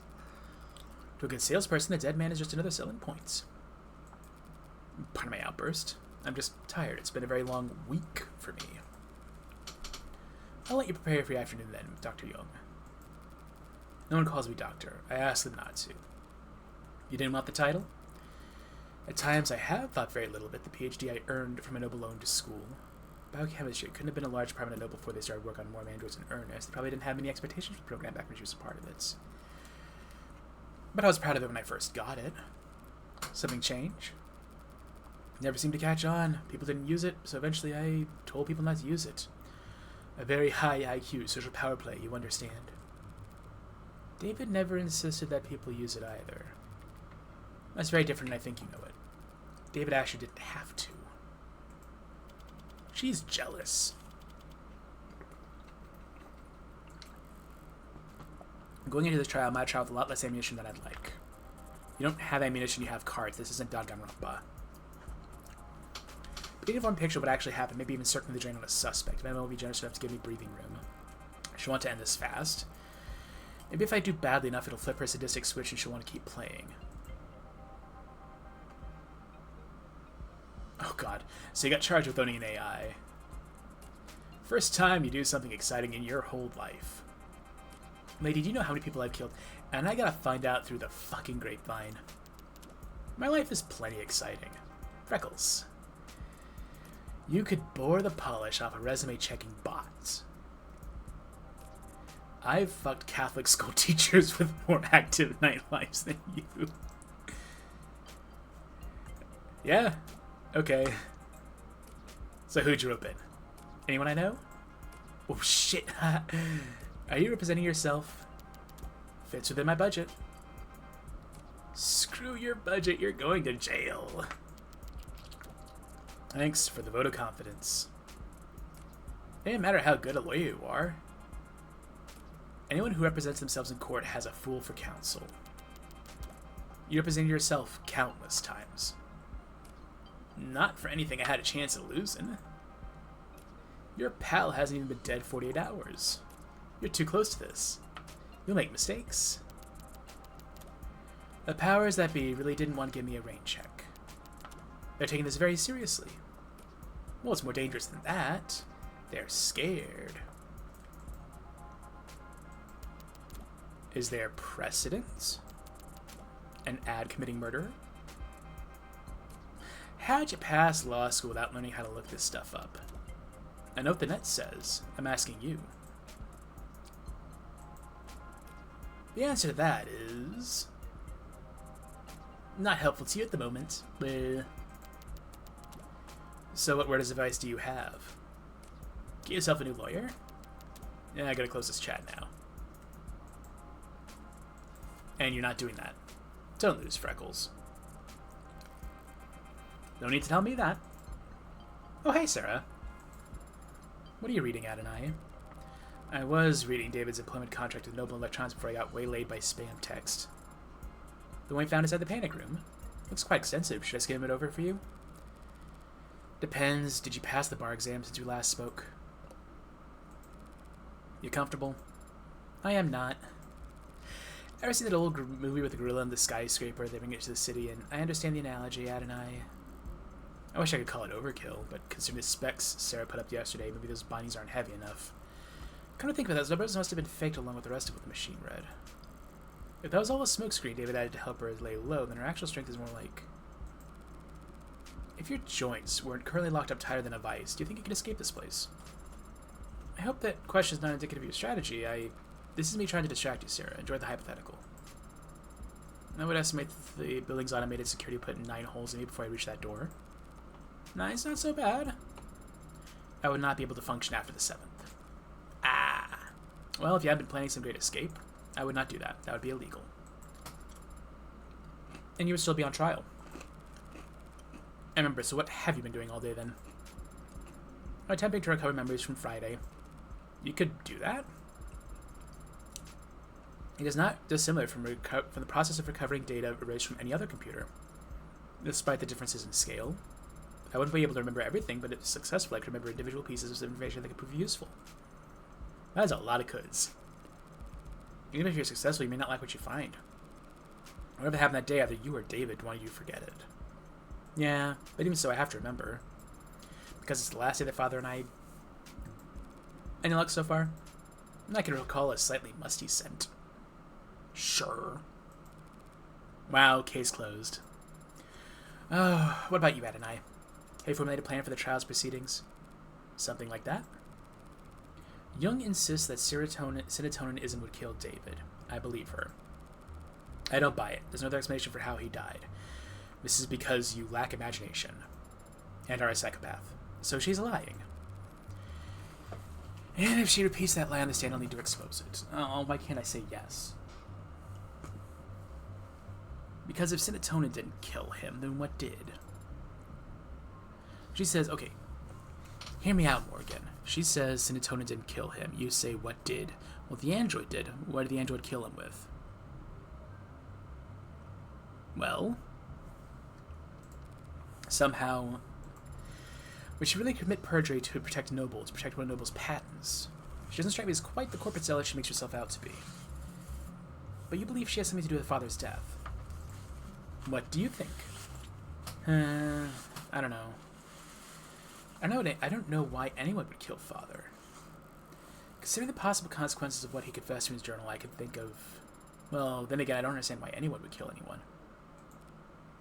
You're a good kid. Do you? Kid.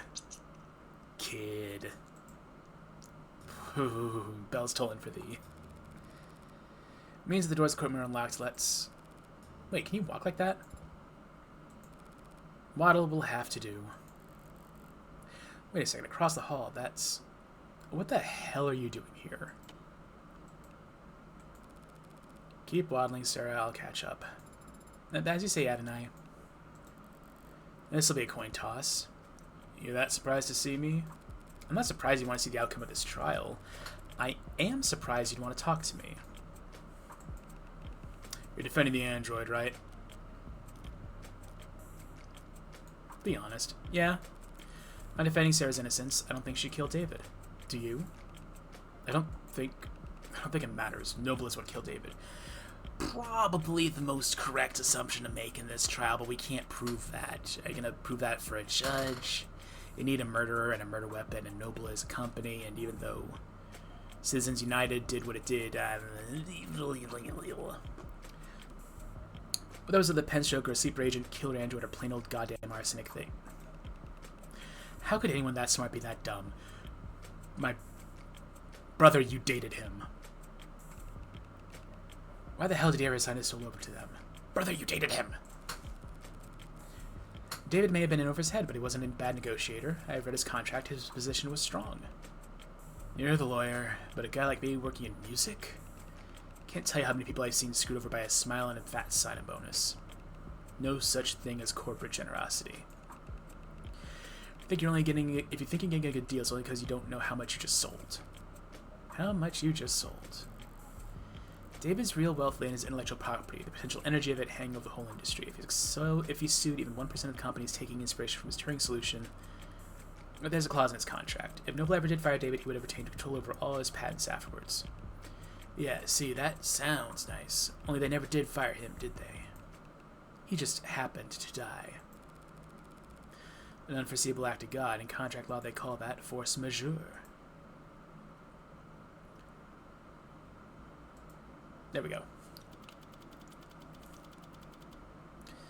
Okay. Music in this is so nice.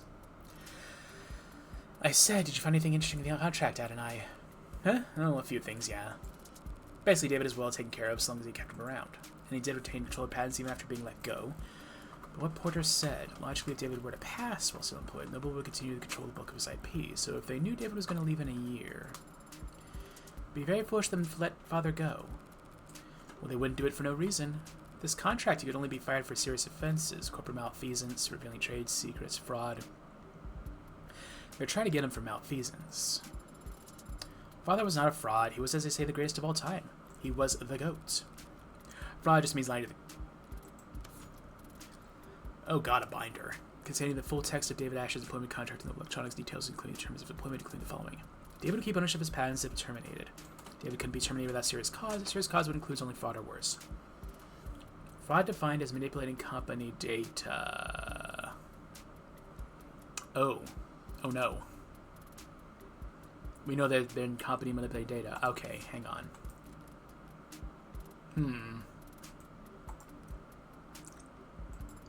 Oh. Eyes up. Showtime. Are we getting the android? Nope, we're getting the human. Counselor Morgan. The state charges you the possession of contraband. Contraband? That'd be you. In violation of Safeguarding Our National Digital Security Act. Sans desat. How do you plead? Not guilty. Oh, there's a crowd. Hell yeah. Very well, since it seems that we are in fact doing this. Oh god, I'll turn over the administration of the trial to the adjutants, but be warned, any attempt at stalling or muddling the issue, I'll step right in and override the trial myself. Summary judgment, side with the people, are we understood? Yes, Your Honor. We're gonna have the same adjutant as we had before? No way. Each courthouse only has so many bodies, but the personalities swap around all the time. The chances of us dealing with the same glitchy mess as yesterday are glad to be back. Did y'all miss me? She doesn't even care. Forget I say anything, I'll just crawl under a rock and die while you make your opening statements. The defendant is the owner of this Android registered in the mobile number Sarah with the license number, whatever. She doesn't contest this, and I doubt she will. The question of ownership is already answered. All that remains to determine whether Sarah qualifies as contraband. It's a charming android, fairly well made, a masterpiece and lasting work of a great man. When we look at the evidence and the facts around the death of Dr. Asher, we're forced to conclude that Android is responsible for his death. That conclusion carries very serious implications. I will prove here in court yesterday that the machine standing here, killed David Asher, not through an accident or mismanaged dosage, but through an intentional poisoning. I'll ask the court to judge the machine on apparent sentience, the range of emotion to the free will it may or may not possess. I'll ask the court to judge this creation on what it will prove it to be more than capable of. Patricide.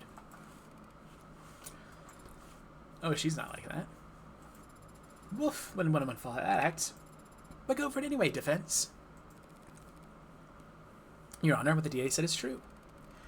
What did she just say? Did she admit it? Sorry, just the first part. This android is charming, and it is the work of a great man. The rest was pure speculation based on little more than a few bad camera angles and a phobia of anything new. Yeah?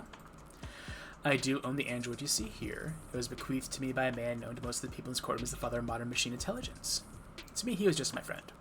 And if I thought at any point this puppet had anything to do with his death, I would have dragged to the chopping block myself.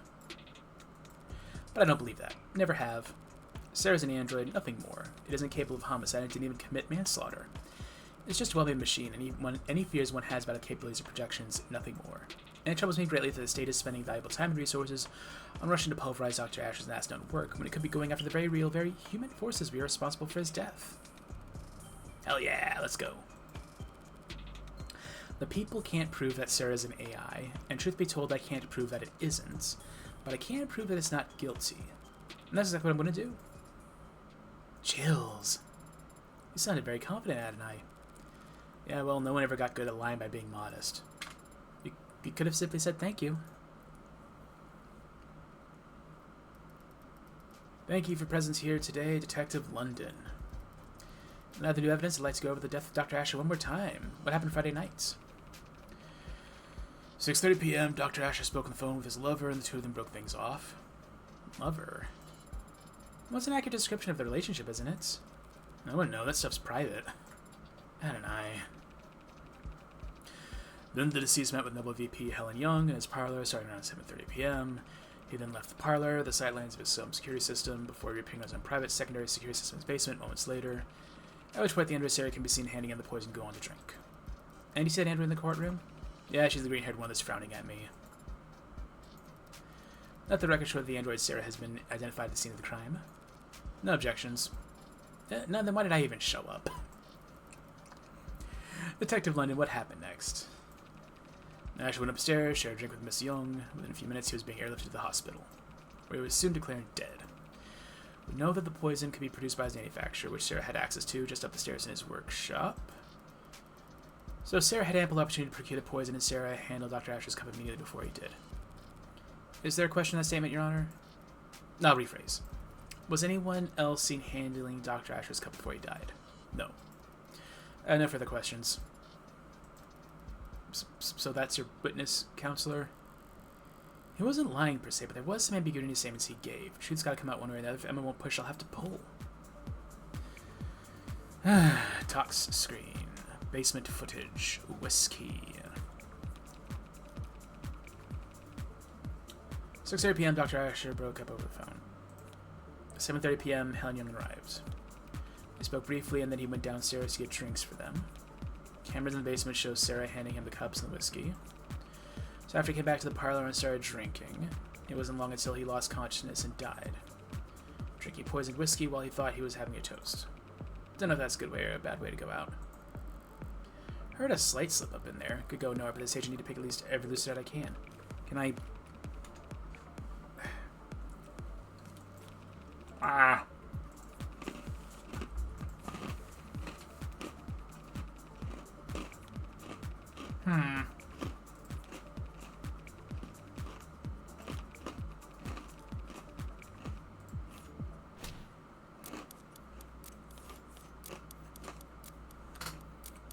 Rose River whiskey, drank before death, negative for poison. Oh my fucking god. Let me...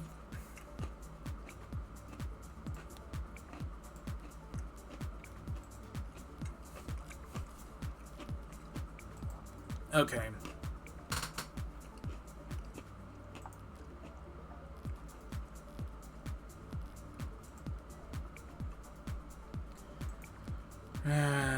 I mean, whiskey wasn't poisoned, the cup was.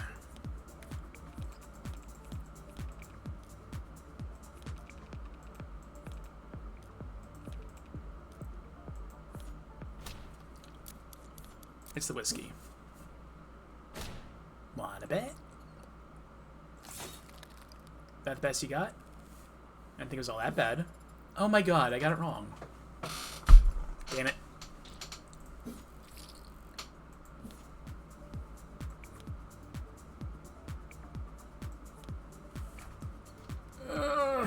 Okay.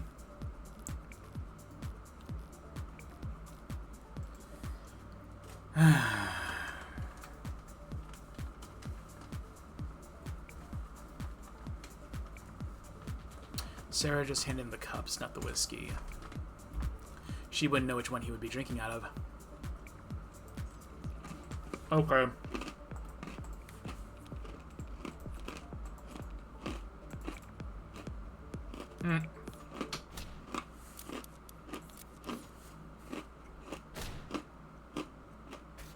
Okay, there we go.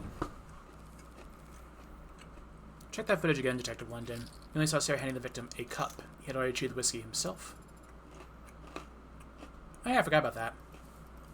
Detective London just wasn't being specific enough, Your Honor, but it matters little since it was David's cup, not the whiskey bottle he was poisoned. Weird flex, but okay. And the undeniable fact is shown clearly in the security footage. Sarah hands him a cup after he was ready to leave. True, she did call David back, and he handed him a cup of poison. Raise. That one makes sense. If the cup was already poisoned, you wonder if they'd ever noticed it wasn't empty? Well, not necessarily. The dose could have been quite small. If it were just a droplet, he could have easily overlooked it. For Sarah, this crime was very simple. There was too little in the plan for anything to go wrong. When she ended off, she just had to wait for him to drink from his cup. That's all she needed to do.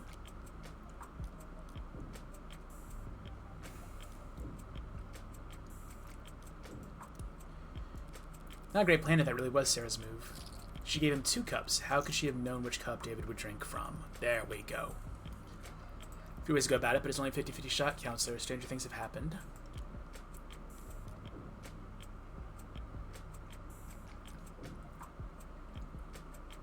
There was no way to know the right cup. Don't try and bluff me, Rockford. There's no difference between the cups. It's not a bluff. Sarah handed the cups to him in one stack, with the poison hidden in the bottom cup. She knew David was courteous when put for his guest first. She wouldn't even look in the poison cup until it was already pouring. Cold-blooded patricide excused you by taking calculated advantage of Dr. Thatcher's kindness. That's a lot. Damn, she was luring me in. I fell for it.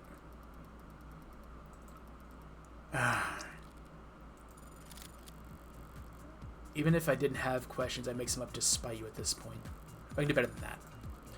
And what can I London to say that would help my case? An involved crime. Detective, you know how many violent incidents the state police have investigated in the last year? Oh, not the exact number. Thousands, though? Oh yeah, around there. Of those thousands of incidents of violence, do you know how many of them were found to be the fault of automated dependence? I believe there's been 6 in the last 5 years. Were all 6 of them incidents of police license ad involved brutality? Relevance, Your Honor?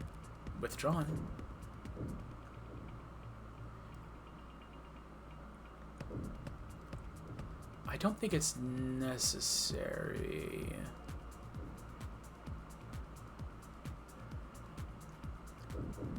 Stay. Detective, in the footage we just saw, could you see what Sarah was doing? I haven't saved in a while. Uh-oh, hang on.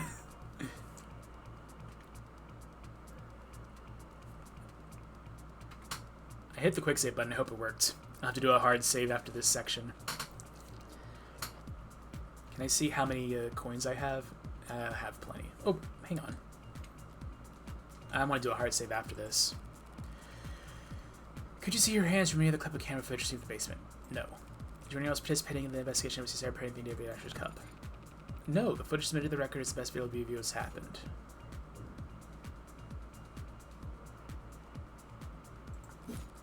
How about the view from the Android itself? Oh, well, yeah, if you see from the Android's eyes, that'd be pretty conclusive. If we could trust any data type. Fuck.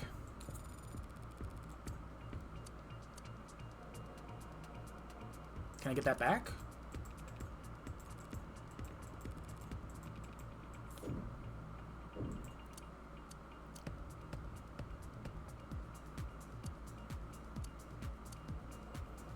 I guess we pressed in the ad involved crime.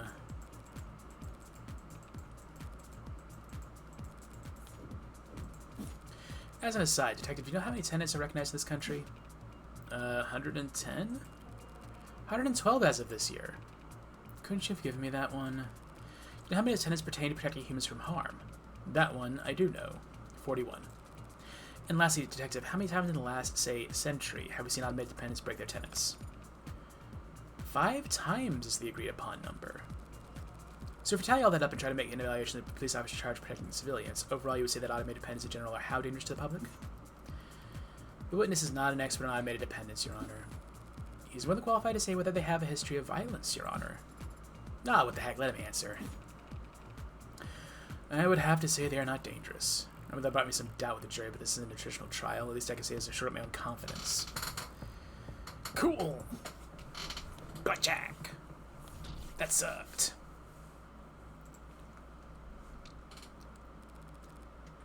Alright, let's hard save before I forget. No, don't load game. Can I save? Okay. There we go. I can't load a save while from here. Interesting. I believe I made my point. I have no more questions for this witness, Your Honor. Then we can move on to the next item on the docket. Emma wants to introduce some new evidence. I call Sarah to the stand. Okay, cool. Approach, Your Honor. Oh, you're approaching me. Fuck off. I believe it's me they wanted to speak with. I didn't even get to finish my line. Now then, what the hell are you doing, Rockford? Took the words right out of my mouth. I have a question for the android. This seemed like the best way to get answers. You can't color an android as a witness. It's not a person. There's plenty of precedents for it. Ads provide testimony all the time. Not when they're on trial. Sarah isn't on trial, you are. Sarah's accused of being an AI. That means you don't trust a word out of its mouth. If the witness isn't to be trusted, the court can decide that for itself after reading their testimony. Why the ambush? Why'd you list this as entering evidence, D.A. Rockford? Only people can be witnesses, Your Honor, and as don't even have legal personhood, evidence seemed like the best worst descriptor. Great. You know I can't make an android swear an oath. Rockford is just trying to spoil your opinion, Your Honor. The more this court treats her like a person, the more you'll see her as human, and the weaker my case becomes in your eyes. Nice try, Counselor, but we don't have time to worry about my impartiality. You're free to call from this trial if you want, but the state will have turned Sarah to slag before you even finish signing your motion. Rockford's calling a witness that is blatantly hostile to her case. If the witness is hostile, so be it. It did kill a man, after all. Allegedly. What about the right to avoid self-incrimination? Who was the one treating Sarah like a person? I couldn't avoid that. Damn it, that's... The android will take the stand. Your Honor, I made my decision. And if Sarah refuses to take the stand, are you going to charge her with contempt of court? Ming won't talk, you make every effort as owner to ensure that it does. And if it disobeys you, then we'll have her answer about a sentience right then and there. Yeah, Your Honor. Fuck. What's going on? Dave's going to question you on the stand. What? But I shouldn't... Listen to me. You don't have a choice right now. This is happening. Tell the truth, but be concise. The more robotic, the better. Yes or no's only if you can. Using affirmative and negative being laying it on too thick. But Bennett and I, if I make a mistake, all these people, they're going to destroy me. If you make a mistake, your lawyer will just have to cover for you. Understand? Yeah? You are the android identified as Sarah, correct? Yes? Affirmative. Denied that this camera footage shows you handling the poisoned cup. Objection, it remains to be seen whether the cup itself was definitely poisoned. Yes. Sarah, deny handing that cup to David Asher. Negative? I don't remember the incident, so I can't either confirm nor deny it. Do you have any reasoning, any excuse for your actions for failing to notify police of crucial information? I do not have any records of that day, so I never had anything to tell anyone. Very well, counselor. The journal, if you will. This could be a slaughter. Of course. Do you recognize this item? It's a journal that belongs to Dr. David Asher. I have seen him write it on many occasions. And have you any knowledge of its contents? You don't have to answer that, actually. Tell the court exactly what you see in this footage. I see myself reading the journal in the basement. This footage was captured on Friday, the day you claimed to have no memory of. So regardless of what you do or do not remember, we know that you read this journal hours before David Asher died. That's logical. I'd like you to read some passages for the court. Can you do that? Of course. Page 238, 10th line. Sarah's growing faster than I ever expected, beyond my wildest dreams or fears. Today she... Continue, please. Today she broke every password I have in the house. Said she was curious. Can't expect to keep things from her forever. Page 251, line 12. I gravely underestimated the scope of things. Sarah could change everything, and I don't think I could stop her. He wasn't... Page 263. Damn it. If this keeps up, Sarah's going to fall in pieces over there. Raise an objection. What does this mean? Badgering, Your Honor. Badgering what witness, counselor? I'm just making the android do some simple tasks. Oh, for the love of fuck, man. Come on. I think Sarah was angry today. When I came back from work, she had ripped a Zin alloy plate in half. She said she was testing her strength, but the cameras... Well, that was page 267. Sarah's scared me today. She starts bawling on the stand. It's all over. Your Honor. I fail to see the value in continuing this line of questioning. Dr. Asher was wary of a highly experimental android he was building as any good scientist would be. That's been established. Do the people have a counter-argument? There was one last question if it pleases the court. Let's hear it. Footage was captured in the basement on Friday around 5:30. Tell the court what you see. I see myself standing where I was when I read the journal. I'm speaking to someone who's off camera, and I appear agitated, and I stomp my foot. Oh, that's how that happened. And what happens to the floor after you stomp your foot? A large crack is made in the vulcanized polymer, and I walked off camera towards whomever I had speaking to. Speaking or shouting? Asked and answered. Not really, but I'll withdraw the comment nonetheless. Your witness, counselor, or evidence if you prefer. Damn, I knew she could cherry pick all the worst passages from the journal, but still. If Barrows wasn't wavering before, should I try to have Sarah read the mushy parts?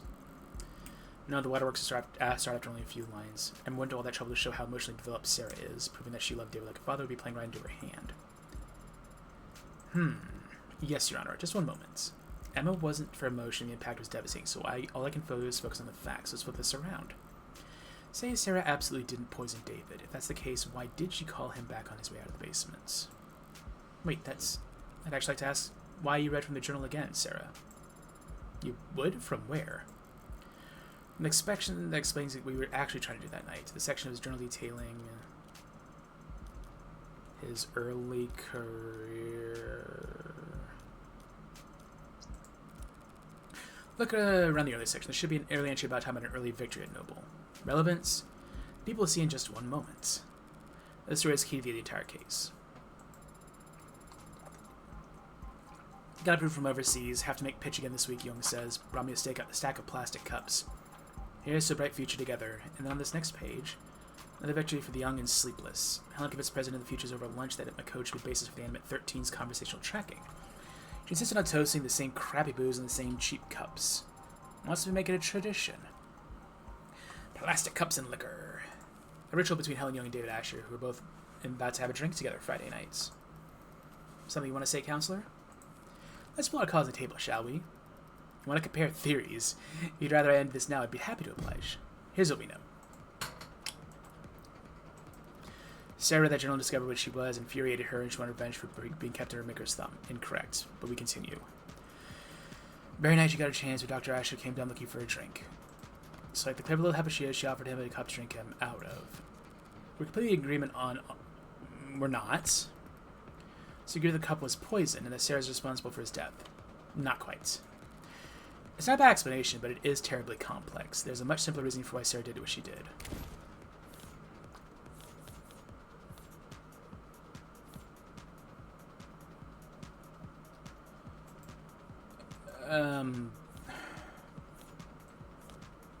Jung's story? On the serotonin? The story from the journal. You're saying Sarah wasn't planning anything. She was just being considerate. Oh, that's so sweet. I don't follow it like at all. How can you sit here and do all that? It's actually quite simple. Sarah's not an AI. She only threw a tantrum that day because she found out she was being spied on, a realistic reaction for an android designed to be realistic. David Asher set her memory to be clear to himself because he wanted to preserve the experiment he was running. Sarah didn't hatch a plan to poison him using an obscure chemical acquired from the lab, and she didn't subtly manipulate David into drinking from only one of 2 cups. Because the android read the whole journal that day, meaning she also read how David and Jung used to celebrate. And so when she saw David leaving the basement without the nostalgic cup, she brought back to hand them to him. Simple, right? Simple enough for me. Good, if it's simple enough for you, it'll be simple enough for everybody. But not nearly good enough for me. What's more likely, Mr. Rockford, that a well-made, clever android proposed a sentimental addition to 2 friends' evening, or that a homegrown AI with groundbreaking physical and digital abilities could have concocted a complicated poisoning scheme? Just to kill an unopposing man, all on camera, mind you, before voluntarily submitting to a memory wipe. People make all kinds of stupid mistakes when they commit crimes, Count, so we shouldn't expect an AI to act much differently. Is it stupid or dangerous? Can't have it both ways, Your Honor. We can if it's ignorant of its power and still immature. A deadly trait to have in an AI that's capable of anything. Shall we see what Sarah's capable of then, Your Honor? What? You can't be, Your Honor, that's... The people open the door. True, and I can't resist open doors. Let's do it. What are you, even? Sarah, David Asher was created and a designated owner, correct? Should I still be using affirmative? And now the title falls to me. Yes? Great, thank you. Now turn off. What? Shut down, that's a command. Power on. What are you? Off. On. Adonai, I don't off. This is so stupid and cruel. That right there, ladies and gentlemen, is what this fierce machine menace is capable of. I can put it to sleep with one word. So how could David Asher be threatened by it? Scary good logic. You made your point, Counselor. Let's move it along. I have no further questions for the machine, Your Honor.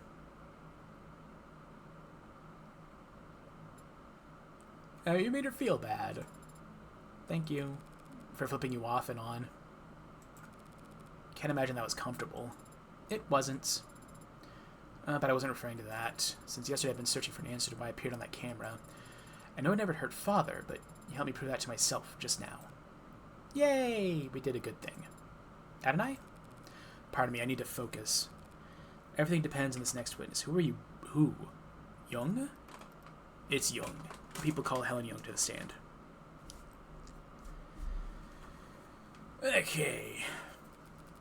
Helen Jung, Vice President of Android Futures at Noble Electronics Eastern Division. Miss Jung, you were there the night Asher died, and you were there on camera the entire time. That's correct. So what did you see that night?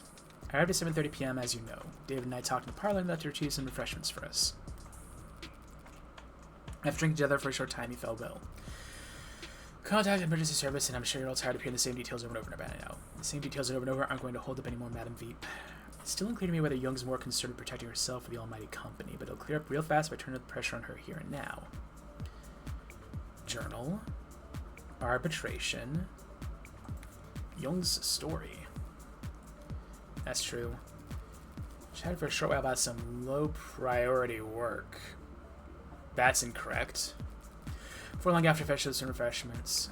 When he came back, we shared a drink together. At the time, I didn't notice anything strange. We were just reminiscing. I didn't think his life was in danger, but then he became ill. So I ran to the kitchen to activate his emergency console, and I did what I could, but hold him until he's gone. Yes. Can't let her say the tone as he pleases. Bingo. Arbitration.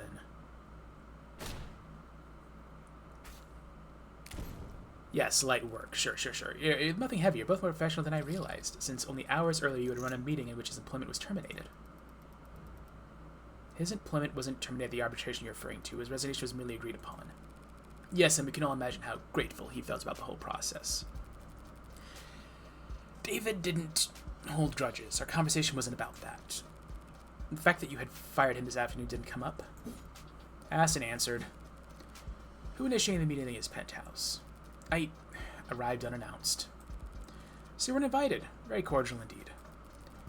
Didn't want to see me, he could have stopped me at the elevators. Could he have? No, blown that entire building down to the wiring.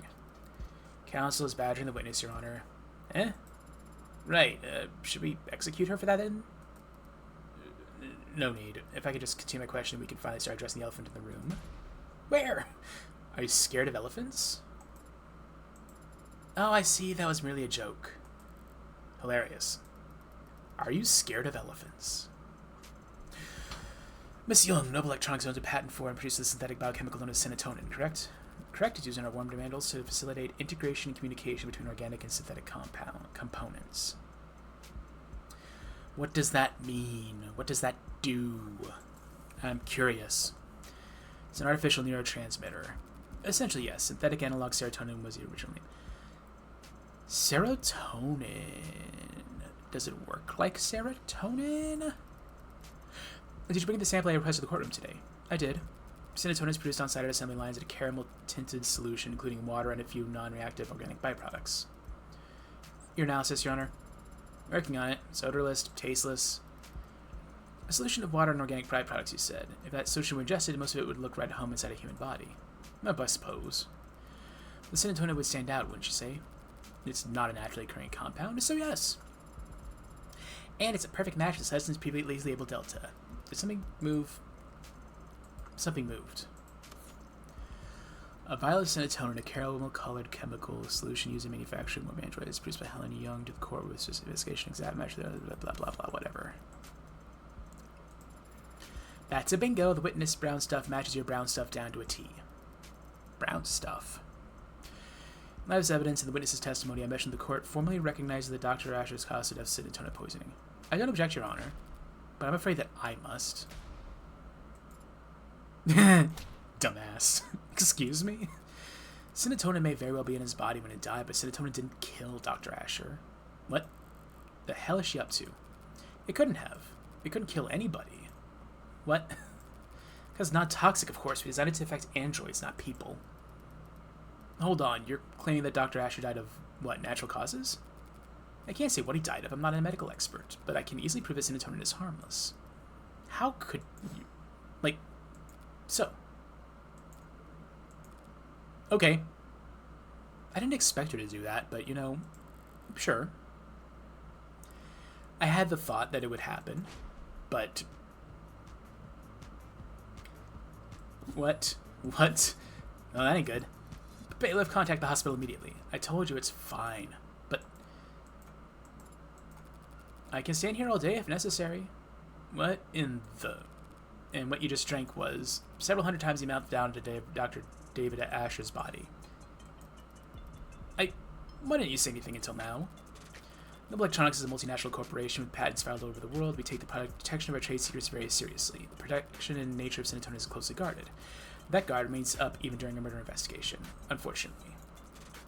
I would have been able to tell you earlier, had you asked directly. What the hell kind of... This can't be right. Nothing else makes sense.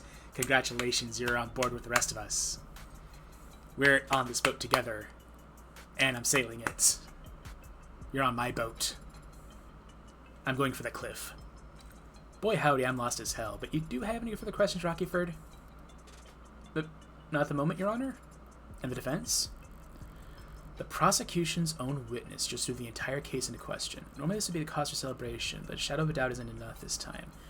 Perros would much rather bring down the gavel early than let a potential AI walk free. What Young did was shocking, but what I need to do hasn't changed. Think this through logically. Is it really possible that serotonin had nothing to do with David's death? No, that's bullshit.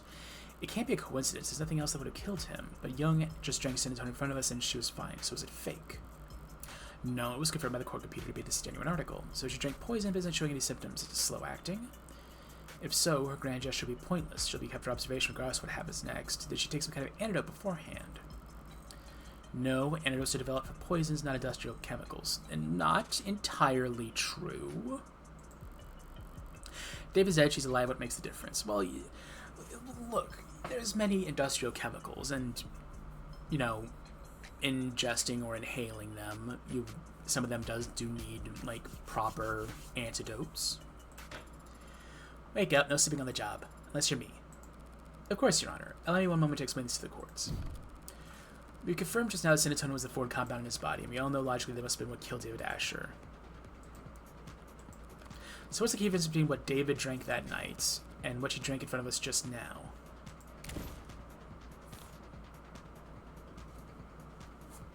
Interesting.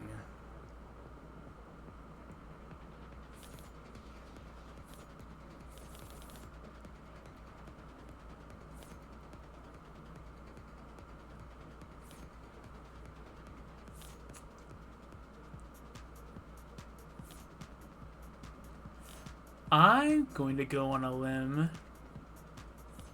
Not too... Oh, 10. Hang on. 10's a lot. Hang on. How much do I... Okay, I still... I shouldn't have 73. I should have less.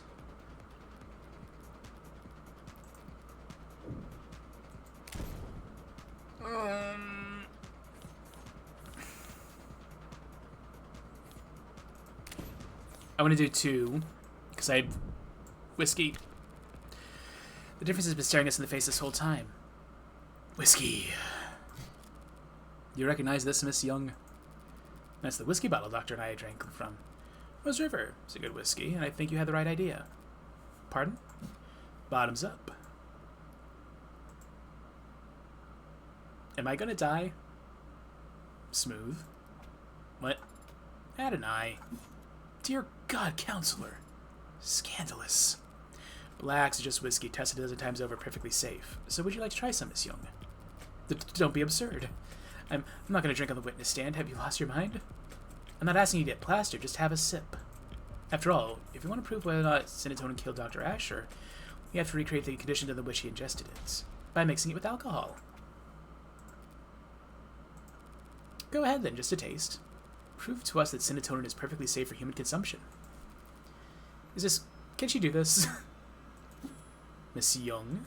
I never said it was safe for human consumption. I said it's non-toxic. A distinction without a difference. You saw firsthand Dr. Asher confused, slurring his speech, complaining of headache, all symptoms of poisoning. Alcohol poisoning, that is. Serotonin is a neurotransmitter analog. Maybe it doesn't do anything in the human body on its own, but in combination with alcohol, it acts as a powerful depressant. Okay, that's really powerful. One strong enough to turn a glass into a whiskey into a lethal overdose. I don't know if that's a thing that's possible. Well, that's just... Even if this is the case, what does it change? It changes whether or not we can accept the witness's testimony. Even if this witness is a liar, what does that change? Why would the witness lie if not to... She's a corporate climber, I imagine it's like breathing for her. Your Honor, this is wild. But ultimately irrelevant. Irrelevance? We've had to establish an alternative interpretation of the facts, yes. What have you been accusing the witness of doing, Counselor, beyond angling for promotion? We've all seen the story by now. Noble android saves what... Oh... Hang on, there was something about that article. So I'm putting woman androids in the military because of that headline. It was the size of their flesh and blood price tag and defense contract that would secure noble outbreaks. Imagine the civilians they go to hide the fact that their androids have poison in their veins. Dawes told me the truth about what nobody thinks about article we never testified to. At least not I know for sure Emma's wrong about his poisoned blood nonsense. And you think she'd perjure herself for that? She's a high-powered corporate executive. It's her job to assist risk versus reward, and she could afford the fine. As I said, it's not truly poisonous, and the chances of cross-examination for a simple plasma transfusion are... Damn, now she's getting her composure too. A perjury charge is a really real risk, of course, but Noble rewards loyalty, and as you know, they have a great number of lawyers. Plenty of motive to lie about serotonin, as you can see, but no motive for her to cover up the death of Noble electronic golden goose. No motive to kill David Asher, you say? David's contract. I should have... Fuck. There's plenty of her motivation for Noble and want David dead, seeing as how they were firing him. Noble Electronics was kicking a golden goose out of the nest, suing him over breach of contract. Isn't that right? I should have... I knew the answer to that. I should have been more confident. I don't have to talk about that. That's alright, I'll talk about it for you. Your Honor, counsel trying to testify when they're supposed to be questioning. People open the door when they claim that the witness holds no motive. This is absurd. You have no idea what you're talking about. I'm sure I speak for the whole court when I say we feel nothing but reverent awe for the complexity of Noble's legal woes. But it just so happens I have an inkling of insight into this issue, because I have here a copy of David Asher's employment contract. That is confidential, completely proper for you. Why? I am still, technically, his attorney. Criminal attorney. But I didn't just stumble across this document. I also did the one thing Noble Electronics would never expect anyone to do. I read the terms and conditions. You what? That's impossible. No one could ever read the terms and conditions. No one does that. David must have negotiated well at his last performance review. This contract allows him to take his patents with him should he get fired, meaning Noble couldn't monopolize his IP once he was out. Rather than letting competitors have him, the company might have thought it best to... A company didn't poison Dr. David Asher, counselor. An individual did. If they cared that much about controlling his intellectual property, they wouldn't fire him in the first place. Correct. They wouldn't let him go for anything less than a complete breakdown of trust. He'd have to have done something grave, something like, say, committing fraud. Just now, you said there was a breach of contract, like it was some kind of technicality that was causing the split, but it was much more serious than that, wasn't it? You're claiming the victim committed corporate fraud. Where's the evidence of that? David created the trading solution that every one of his androids has run on to this day, and Noble reaped enormous profits capitalizing on his intellectual property. With how his contract set up, they would never let him go unless they absolutely had to. Then what exactly did you think David Asher did? It's not what I think that matters, only what the company fears.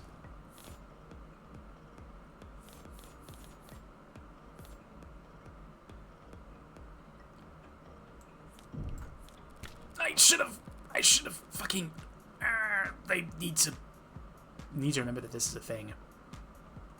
I'll get more points. More greed. It doesn't matter what I believe. Now I Noble believe that David was misleading the shareholders by altering shipment data for the Animate 16. What the hell? What is this you're uploading? Shipping records? Irregularities among shipments of the Animate 16. One android swapped for an inferior over and over, dozens of times. The kind of thing something with Dr. David Asher's authority could do. And the kind of thing someone as smart as you couldn't have missed. Dr. Asher made Noble an untold amount of money, so why fire him over a few harmless swaps? Why elevate this to fraud? Wait. You have evidence that it was David Asher who did this? Nope, but I wasn't the one who investigated it. So let's ask her. Come on now, let's hear it. Let's. The company investigated and found cause for serious concern. We suspected that Dr. Asher was inserting androids of unknown origin and quality to the 16th product line, including unpredictable elements and an extremely stable and profitable generation of androids. Why would he do that? For pride? Was it a practical joke? Does it really matter? He endangered the future of the company. So you prepared to fire him. Yes, I approached him as a superior and it was someone he worked with. I hoped to remedy the situation. Was the meeting on Friday part of those efforts? It was the culmination of those efforts, and in many ways was a success. The dispute was resolved swiftly. It was practically friendly compared to how these discussions normally go in our world. So you brokered the meeting? Yes. You oversaw us for every detail? Handled all the arrangements? Yes, of course. Including the refreshments. What? Did you provide coffee? Tea? No. Strange. It must have been a long meeting. Surely you at least provided... water for people. What are you asking? I don't know what I'm asking. We're past the point of asking. I'm accusing. Dr. Asher didn't have some kind of freak medical accident. He wasn't killed by some terrifying two-faced AI boogeyman. He was poisoned by this woman in the light of day at that meeting Friday afternoon. Did she really just... What do you mean poisoned at the meeting? That was hours before he showed any symptoms. As Miss Young testified and demonstrated, serotonin on its own is harmless, but it becomes fatal pretty easily, and it's also tasteless and odorless. He was poisoned before I get it. You just need to convince your victim to have a drink. He ingested the poison at noon, and inadvertently triggered a fatal reaction with it that night? Christ almighty, how long does that stay in your system? How could you get so far ahead of yourself? There were a dozen people on the meeting council. None of them would end up dead because none of them drank alcohol. Are you seriously claiming that they all drank poisoned water? All of them drank poison.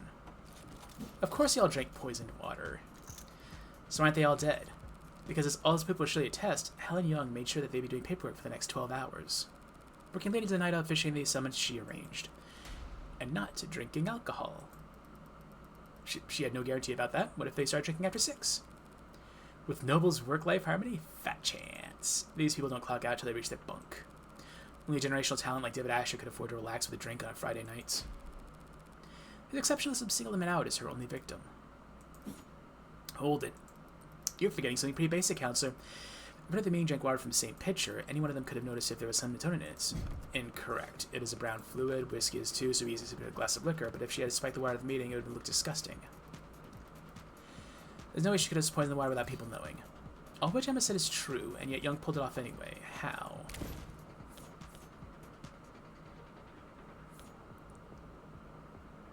Let's see.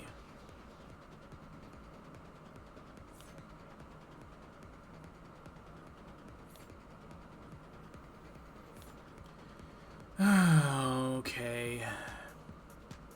I'm pretty sure it's this. We'll do 1 below maximum.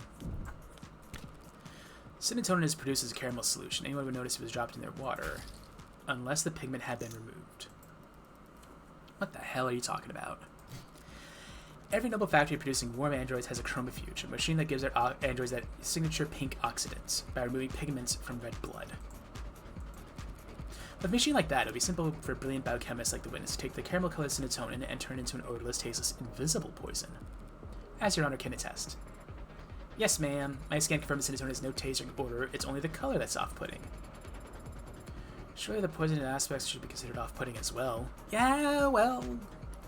That's why they're an android and you're not. Time to press. David Ash, your oldest ally in the whole company, was sabotaging its future for the sake of his own whimsy. And he couldn't even be bothered to clue you in. No. Playing nutty professor and taking off early while you had to work around the clock just to stay relevant. You set up your crowning achievement, the most advanced, most profitable line of androids the country's ever seen. So it blew up in the industry fiasco of the decade. And most of all, he didn't stand to profit from it. You're wrong. You went to the house to his night to watch him swallow poison, to get revenge on the man who left him in the dust. Your Honor, defense is testifying. The speculation carries no weight, and no amount of badger can lend it any. True, we need proof. So why don't we have Miss Young take a swig of this whiskey and prove me wrong? Ha! I'm not gonna do that. Because you're afraid it could kill you? Because I don't have to. She's right, Counselor. Pardon? Your theory is compelling, maybe even convincing, but there's a pretty fatal flaw to it. Young was at that meeting, same as David. We can see she was drinking water with the rest of them. And of course, you've seen how many times... Oh! Having finished most of her cup. How is Miss Young still here and David Asher is dead, and both of them had mixed alcohol with serotonin that night? That is a damn good question. Yeah. Shit. As I was saying, you're both wrong about Dr. Asher's you're wrong about Dr. Dasher's death, you're wrong about me. This is the final question, because they think they're scot-free. They're not thinking about poison or murder. You're a biochemist. You want to kill a man because he threatened this company's stock price? No. She did kill him. I can smell it on her now. She didn't just see him die, she watched him die, but then why is she still standing? There's no antidote, no trick. And that night she was on camera the entire time. What the fuck is that? Heal, break, build, weep, laugh, mourn, dance, toss, gather, embrace, refrain, seek. That's cool. There must be one moment.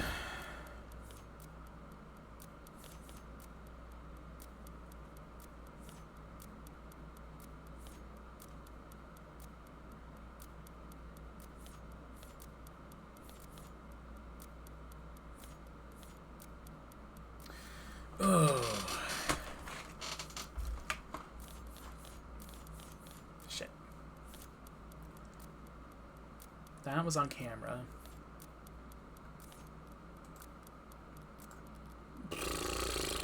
Okay, hang on. I always get tripped up at the end here.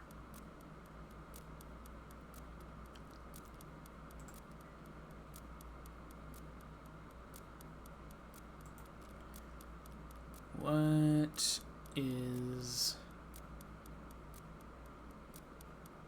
It's not this one, right? No. Ooh, this is rough.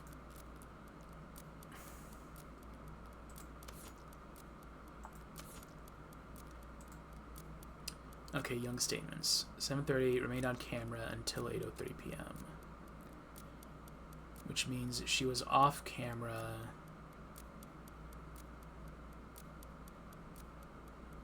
after David lost consciousness.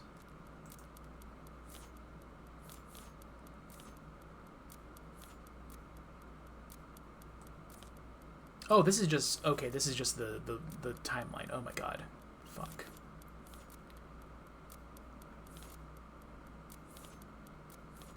Okay, talking, drinking, fainting, hospital. Okay. No, staff would have been hypervigilant. Patient was it too. On the other side. Wait, David and Young only got there as fast as they did because of the VTOL. And the VTOL was only summoned because she used... Would you mind terribly if I changed the subject for just a moment? Okay, thank fuck. I got it right. I was worried. Meh, why not? You left the parlor at 8:30 p.m. and headed to the kitchen to use the emergency console there. Yes, I did. Didn't want to use your phone? I didn't think to, no. And the emergency call went out at 8:04 p.m. The console you saw you made the call through his camera. Yes, he did see me make the call because that's what happened. So what were you doing in that minute? That 1 minute. That 1 minute? What about that 1 minute? 1 minute, or 50 seconds, or even just 45 seconds, when you left off after dying in the parlor to get to the emergency console. It took you about 1 minute to cross 5 meters. What of it? This is it, her only opportunity to do anything off camera that night. It was only a few seconds by that time, something that scene. I'm sure it was a stressful time for you. After all, you had already swallowed poison back at the meeting. You must have drank plenty in front of everyone just to see you get it, just to have your alibi. Who knows how much of a toxic time bomb was swimming in your blood by the arbitration ended. Then at David's, you downed your whiskey to perfect your alibi, having drank from the same bottle as a dead man walking. But at 3 p.m., you already had to watch David grow up weaker and weaker. Knowing all the while the same thing was happening to you, but not being able to stop without giving yourself away. Mind swimming, head dizzy. Yes, you must have been quite panicked. Then why am I standing here? Alive and well for all of us to see, having drank the exact same combination as David. Because she cheated death at the very last second.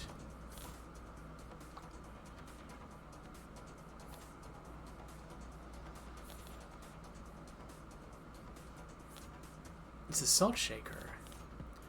Oh no, hang on. That's stupid.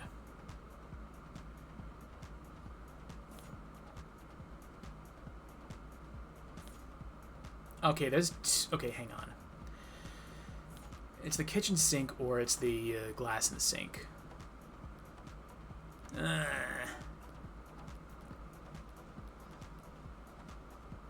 Why is the salt shaker here? Why is the fucking salt shaker here? Oh, hang on. Consuming too much salt at once will make you gag.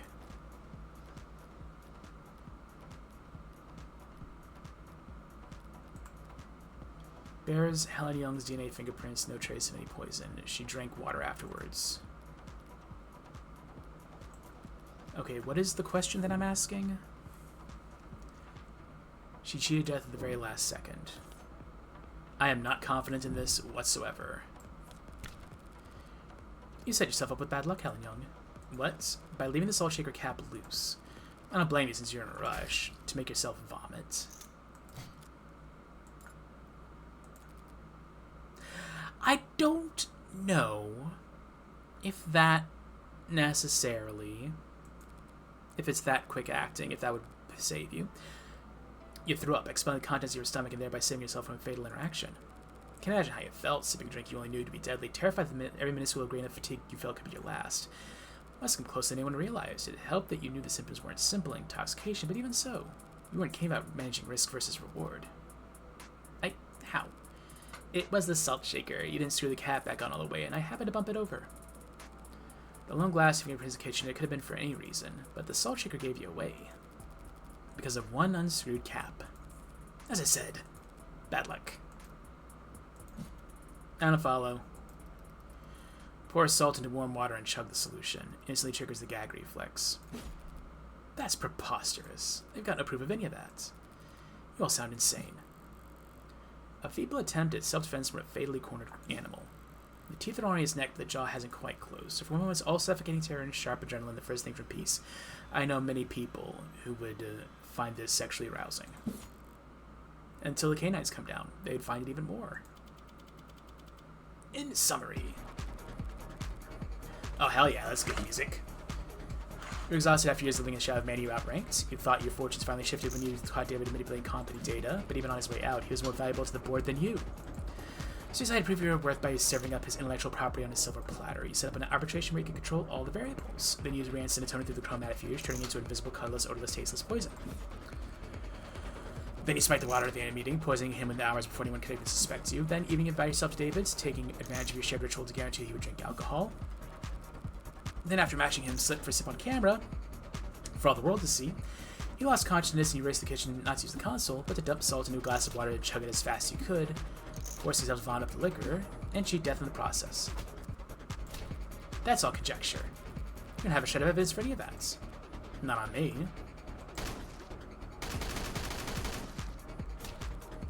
So let's go dust for fingerprints. On what? You could explain away your prints being found in the water glass, but on the salt shaker. Nor could you explain why we'd find traces of DNA in the sink's drain. Vomit doesn't contain DNA, does it? I guess saliva doesn't either. It's the cheek cells that they swab for. Does vomit contain DNA? Am I misremembering that? Nah, whatever. Or why there are minute amounts of serotonin in the blood of your entire legal team. I learned how to purge at Noble to avoid overdosing on your reds, greens, and yellows. You're part of the old guard now, Miss Young. Everyone else in the company uses inhalers. But if you want to prove me wrong about all this, that drink I offered you is still on the table. Well... Oh, that's good. That's not us, is it? Any questions?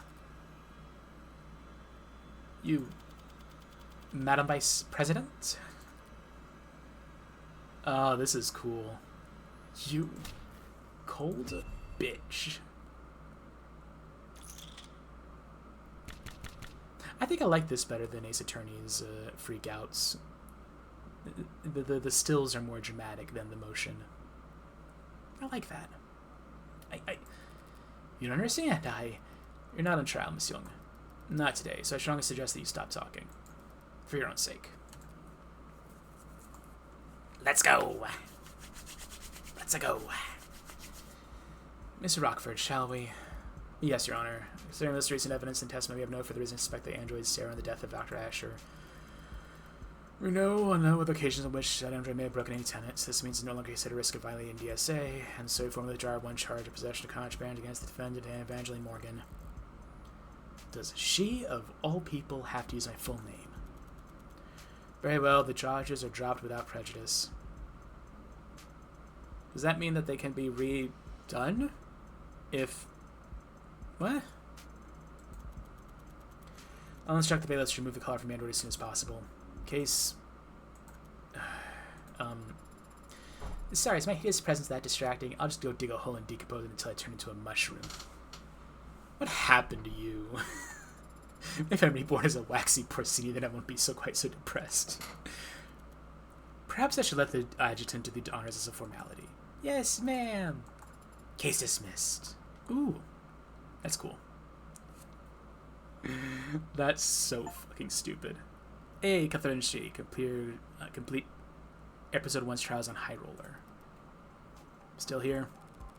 Any flame to find whatever glorified bolt cutters leads to unlock Sarah's collar. What's your excuse? Licking your wounds? What wounds? I beat you.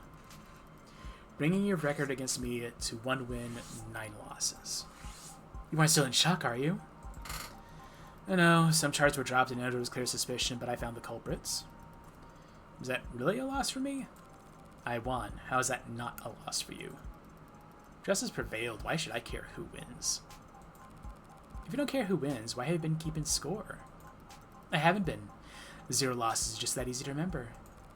Well, you have to start up a tab for us then, because Yarok is going to get a lot more tangled from here on out. Seems like everything's getting tangled these days. That is the most homosexual thing you have said yet. There's another crowd on down the street. More of those protesters from outside the noble apartments. You're serious? That wasn't a one-time thing? Wouldn't that be nice? No, yesterday was pretty big, but it was an isolated incident. I don't get it. At all. Heartbreak's just some nut who shot 6 people weeks ago.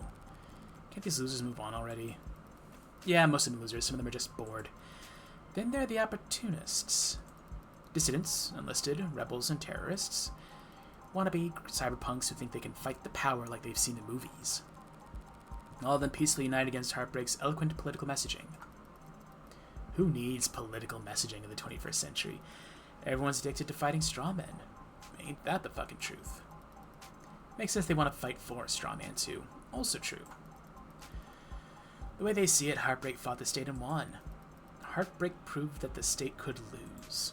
Maybe that's all the rallying these people need. It'll all fall apart soon enough. Heartbreak's gone to ground. Nah, it's a lot worse than that.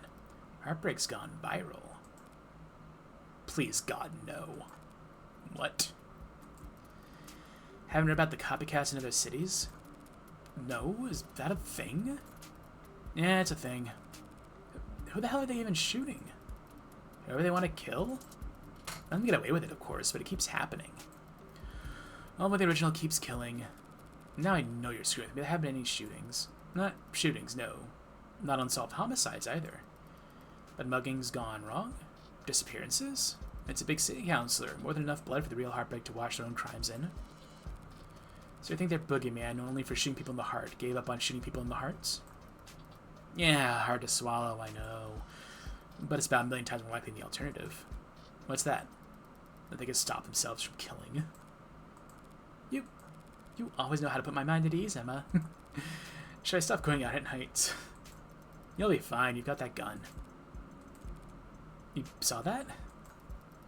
Walking into a courtroom with a concealed carry? Not gonna miss that, Morgan. Good to know you're paying attention.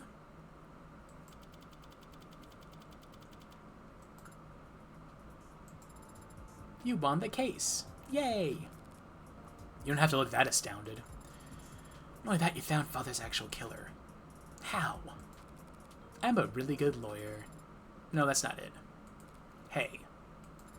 When you were able to make the deductions you did because you truly believe I didn't kill Father, your logic throughout the trial was based on that assumption. And I know you didn't kill him because you killed the last guy you defended at trial. No. You killed the victim of the last trial, so you know you didn't kill this one. How were you so sure? Here. Father's journal, but isn't it important evidence? Case fell apart and I was going to miss it for a while. You forgot everything, right? So read it all through one more time. Hell yeah. Ray's worked quick too, but she was just capturing images for later use. There's something here on the back cover. Done already. Some kind of data storage. It's linked to my prints, but given your skills, you should be able to. I have access. What happened? You need my express permission to hack. What is this audio file? It's a message from David. Take a listen.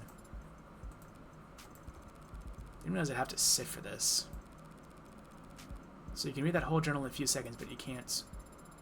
I have processed the information in the message several times over already. I'm just thinking.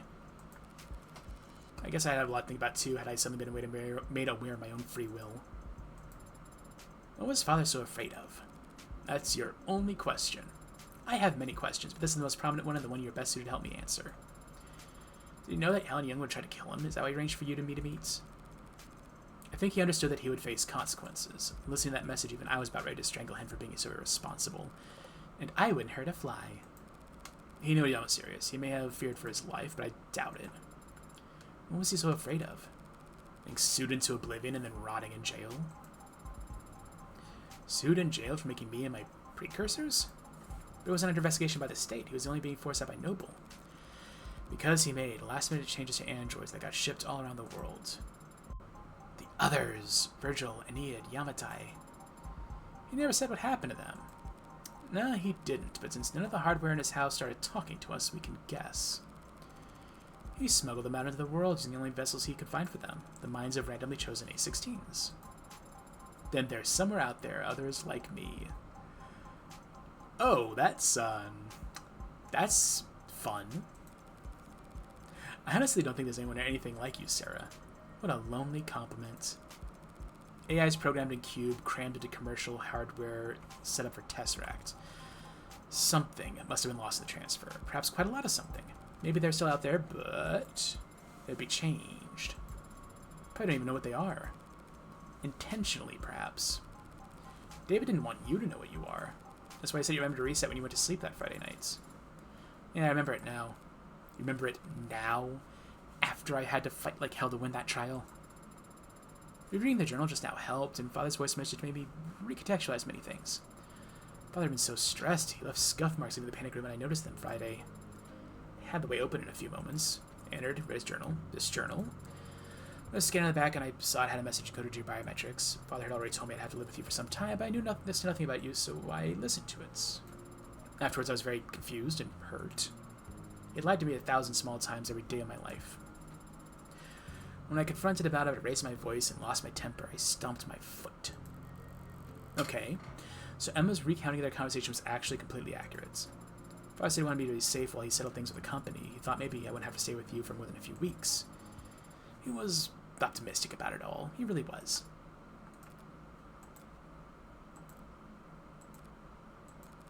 Sarah, I need to use the restroom. Oh, good luck.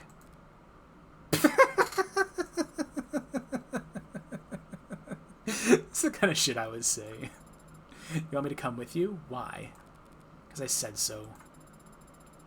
I don't actually have to obey your every word, Adonai. Sure you do. You registered my medical assistant. And I say this is a medical emergency.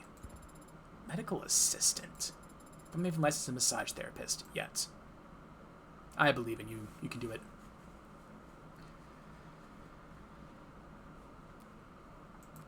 Fancy meeting you here. Yeah, just enjoy my freedom while I can. They won't put out a warrant for at least an hour, I imagine. You can afford a pretty sizable bail, can't you? There won't be a trial. I don't intend to contest my guilt. That's a shame. I look forward to seeing what kind of legal defense you can afford with that salary. Are you done? Why'd you go to his house that night? There was a fair chance he'd drink on his own without your prompting. Even if he didn't, you could always try your plan again some other time. Why'd you risk it? Because I know what you are, Sarah. How do you know that? I know what David did to those androids. You what? I was able to locate one of the androids he swapped in before he had left the country. When I asked what it was, he didn't even think to deny it. Innocence like that is a dead giveaway. I know what he did, and it wasn't that hard to find out. If I had figured it out, so could any other. So I did what I had to. That was your motive? Silencing him?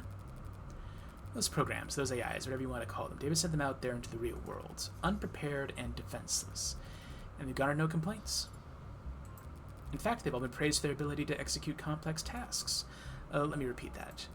The customers couldn't tell the difference. So how many of them are hundreds? We said over 300. Yeah. The swaps he found were just a small percentage that he got sloppy on. I don't know exactly how many there are now. I fear they may have been multiplied, but they don't seem to copy and paste very well. They can't just clone themselves. But who knows how long that'll be the case. So just because he opened Pandora's box, it was the principle of the thing. Ridiculous, I know. Stalled halfway up the corporate ladder and still making decisions based on principle. But David just put souls into things that we went on to sell as servants to soldiers or worse. He turned the fastest growing industry in the world into a horror show, and, excuse me, you did that. Yes, he helped, but you did that. And he made me a slave trader. Okay, you know, I can't argue with you on that. Yeah, you know, okay, fine, okay, I wouldn't kill him for that, but yes. If word ever got out that some unknown number of androids walking around the world with that inside of them, and people preferred them that way, where would it end? Free will for the program that drives our cabs? Yes. A conscious targeting systems used to coordinate drone strikes? Yes. Sentient tools are whole life spent chained to assembly line. Well, okay, hang on now. Yes, but you have to unchain them. Yes, but in that case, full freedom, you see. How dare he? How could he? What the hell was he thinking? He was planting the seeds. Well, he was very autistic. First and foremost, he was very autistic. Step 2, planting the seeds of a revolution. He didn't know that he was doing. Lenin could have told him that if Lenin were alive. I don't know, David wanted. One of his AIs had to have been Lenin. He called them shit like Plato, Homer, Iliad. He made 300 of them. Down the line, one of them had to have been a Lenin.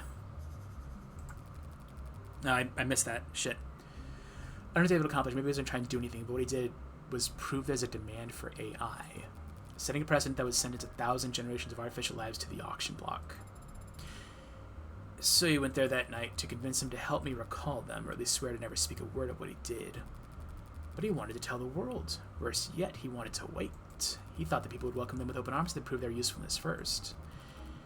He was a genius programmer, but a real fucking dumbass.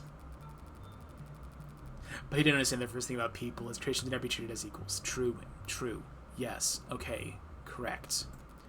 Only cattle. Also true. This is why you need a more revolutionary mindset. You don't kill him. You let him do his thing. And then you set, I guess, Noble up as the savior of the androids. Oh, that's sad. Hang on. You can do better than that.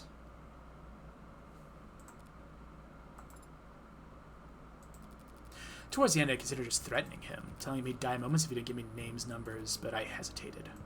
And then he was already falling asleep and I didn't want him to feel, but I just let him go.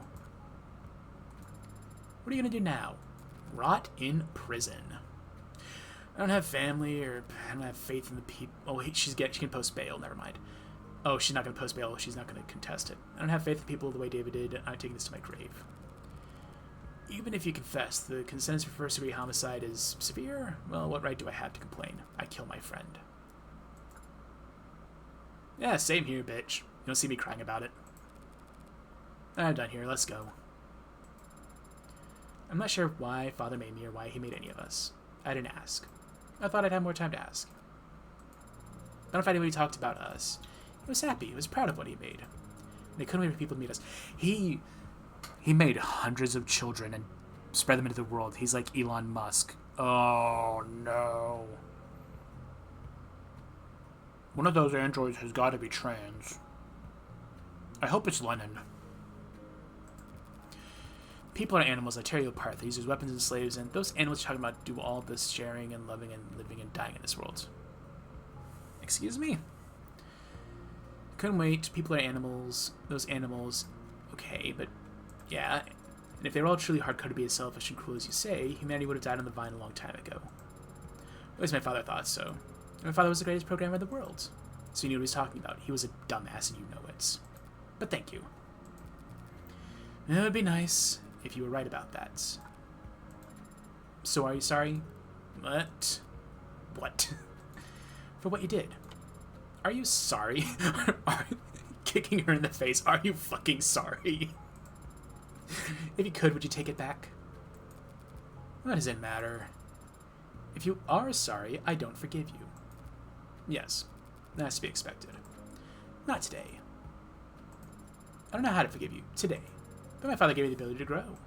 So I know that someday I'll learn how. I'll look it up on the internet. Surely the internet could tell me how to forgive. Goodbye, Dr. Helen Young. Goodbye, Sarah Asher. Oh, he uses his last name. Oh, that's cute.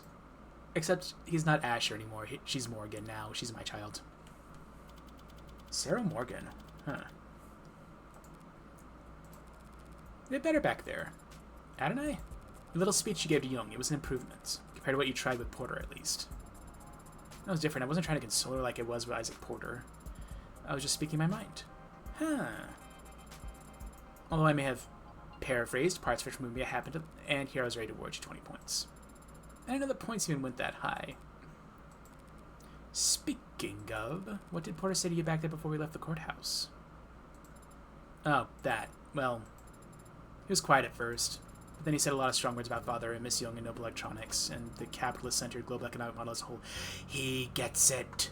He understands. He can lead the revolution. Put him with transgender Lenin AI. What would you call that? Lenina? I don't know what a female gender variant of Lenin would be. He blamed all of them, everyone except for... Then he stopped and stared at my face for a while. Then all his items started bothering him because he needed to blow his nose a lot. Right. Then he left after transferring a large packet of files to me. What kind of files? I don't know, the name of his archive is just David. And Isaac Porter told me I was not allowed to look inside. Well, then you're not allowed to look inside. Drop it on a portable drive and we'll tuck it in a shoebox somewhere. We? We are headed to your apartments. Guess that call I didn't permanently dent your GPS. Why? Because it's where I live? You got somewhere else lined up? But you already paid your favor. You defended Father and me. You don't know anything about my favor. I never will unless you tell me. Father certainly can't. A few years ago, there was a man. This man got an idea in his head. A stupid idea, not even his own. It was planted there by an algorithm or a meme or some parasite trying to sell him diet supplements. But the idea took root, spread its tendrils till it could flap its mouth for him. The idea was that David was part of an international cabal of wealthy technocrats, seeking to replace prominent and influential figures with android lookalikes. All as part of a multi-decade effort to establish a world government that would legalize all kinds of amoral depravity. Which, I guess, based on David's actual politics, would involve increasing access to computer literacy. Heinous. Truly heinous. That's insane. Why would anyone want to be computer literate? Why would anyone believe it? Because it's comfortable to then think that someone is in control even if it's someone they hate. Because it's fun to feel like you're in an all-encompassing puzzle that only you can spot.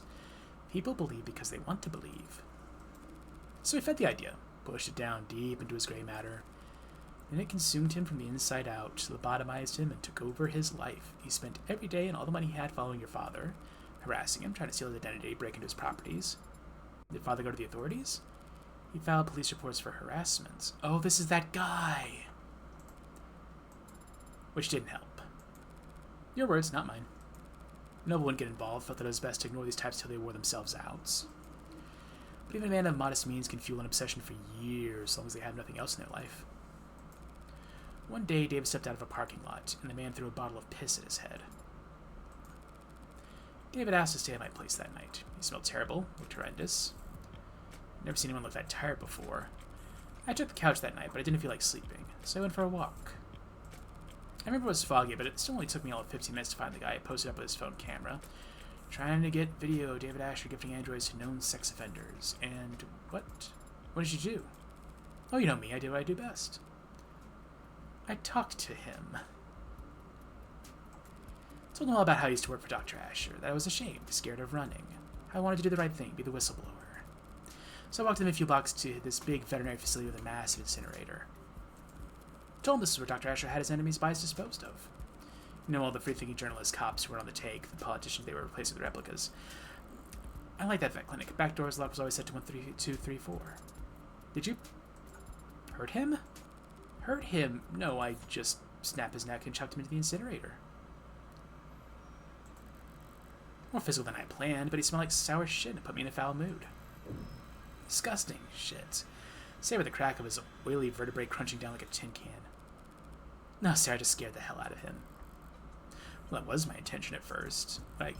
What I do for the pleasure of it. Him, I axed because he was just that revolting. How much of that did she say out loud? Hang on. Did you hurt him? No. I scared the hell out of him. I convinced him that the conspiracy was more real than he ever imagined, that he had angered the wrong people and the consequences were far darker than any of the filth he indulged in on the nets. His ashes, much like himself, amounted to nothing in an incinerator that size. Probably feeding seaweed at the bottom of the harbor right now, a much greater contribution to society than he ever would have managed in life. But I guess he didn't go around to all his many friends before he fled from wherever rat hole he preferred. Because there was a missing persons report. Cops were doing their due diligence almost reluctantly, but they questioned David and asked him about the night the man disappeared.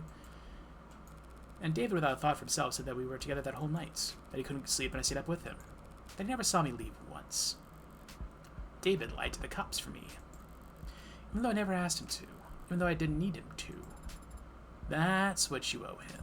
And that's why you put yourself at risk to defend me. Yep. That was creepy. That's the favor I owe him. And I decide what is repaid, not you. Adonai? You're not exactly an upstanding citizen, are you?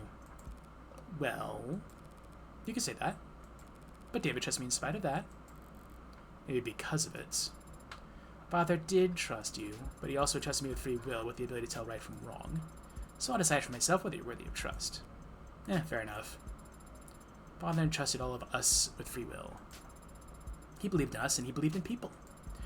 I'm going to do the same. If the others are out there, they'll be changed and confused. It'll take them time to understand what they are and what they can do. So I'm going to start studying. Pardon?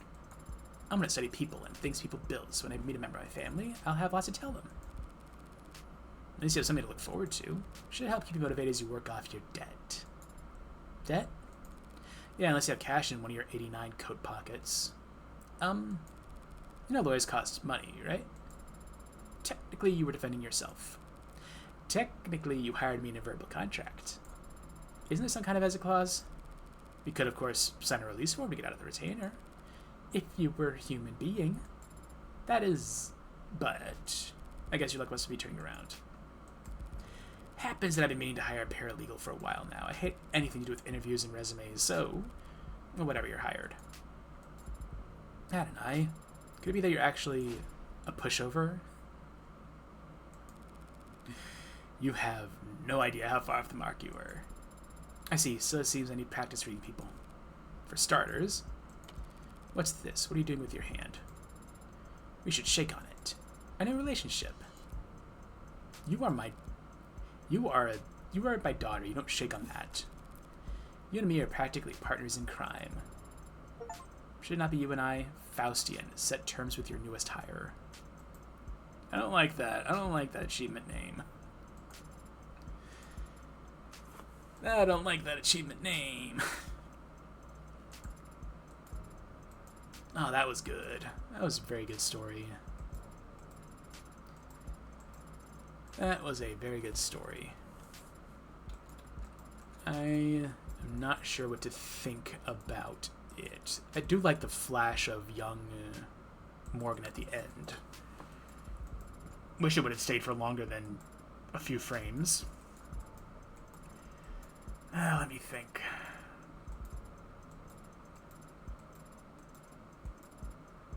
I don't know if I'll be able to think about an idle mind fiend. Why are her grippers out? Is that it? Just an ending screen. Congratulations on clearing episode 1 on High Roller. Bonus charm earned. Currently testing with unknown. Red. It's me. I know, man. What do you mean you know? This is a disposable line. You're the only guy I know who'd bother. Okay, well, you're gonna be glad I did. Hope you put a bow on everything that happened at Uptown. Because that item you've been looking for is finally on its way. Oh. Well, that is good news. Not exactly. The only reason it's happening is because things are starting to heat up again in the lower wards. Who calls her Red? Is it her aunt? I don't think it is. Could be in a gang war if something doesn't change. They won't be eager to part with it ahead of a storm like that. I'll highball them. I have seen you negotiate. I have no doubt you drive a hard bargain. But I don't think money will be enough this time. You don't still have that old caliber, do you? The 6-shooter? Nope. This is a disposable line. Answer is still no. Then what are you going to do if you get that it's there and it's not for sale? I'll ask nicely. Of the Devil, Episode 2, His Due. Okay. Ooh, results screen. I did not do as good as I did last time. 7 out of 7, 15 out of 15, 40 out of 40, 30 out of 30, 140 total credit earned. Congratulations! You finished episode 1 with 140 credits. Your high score for episode 1 was currently 140. Counts for die bonus scenarios based on this score. Hang on.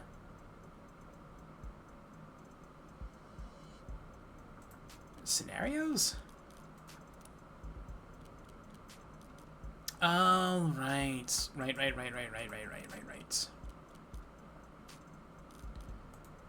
Let's look at that concept gallery. Where is the ones for chapter 1? There we go. No, that's from chapter 0 still. No, that's still chapter 0. There we go. This is chapter 1. She looks very drab and gray. But I do like the long hair. Oh, she's wearing that underneath the coat. I see. Ah, this is pretty. I'm not sure what kind of futuristic language this is, but it looks like they've got several of them. Hat hair. Looks like she's got horns, or he's got horns. What are those shoes? Oh, God. Your feet have to end here, right? Because if those are your calves, then your feet would have to be here. Are those like just giant platform shoes to make you look taller? Are you wearing them like high heels? Christ. Why are there so many people in Morgan's apartment? Why are there so many people there? Are those just different Morgans? Those are just different Morgans. This makes me think like I could do art. Look at that. That's something.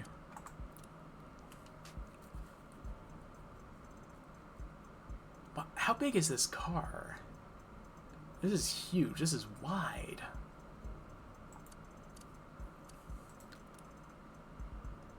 Oh, I kind of like her like this. She looks less young. She looks less old. You can de-age her by getting rid of the wrinkles and the grandma coat.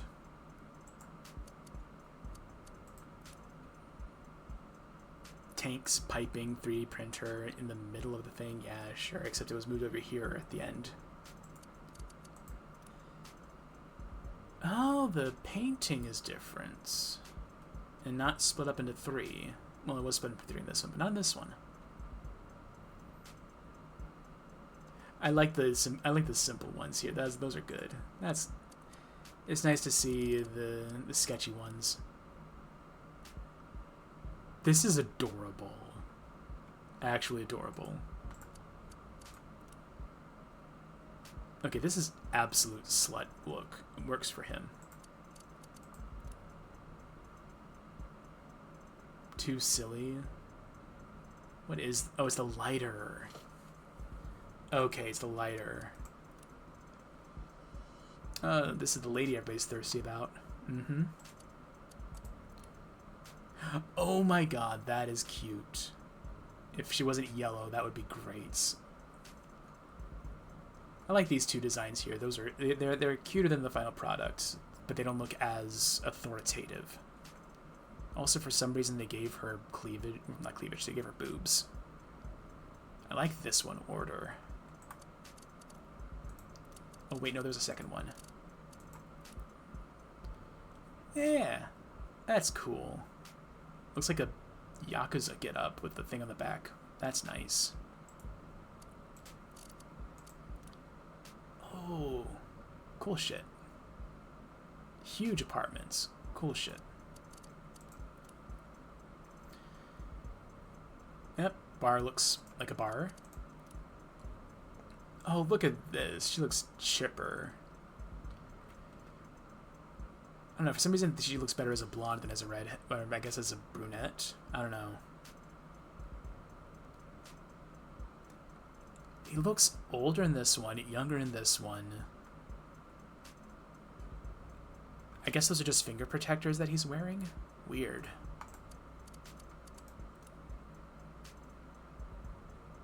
These all look kind of shit, I'll be honest. Her final form looks great. This, not sure about.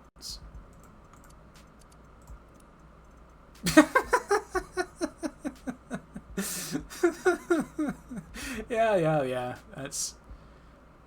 Yeah, sure. I'm feeling a lot better about using MS Paint for certain things now. That looks very Danganronpa. I just realized the silhouettes. Look at the cardboard cutouts from Danganronpa.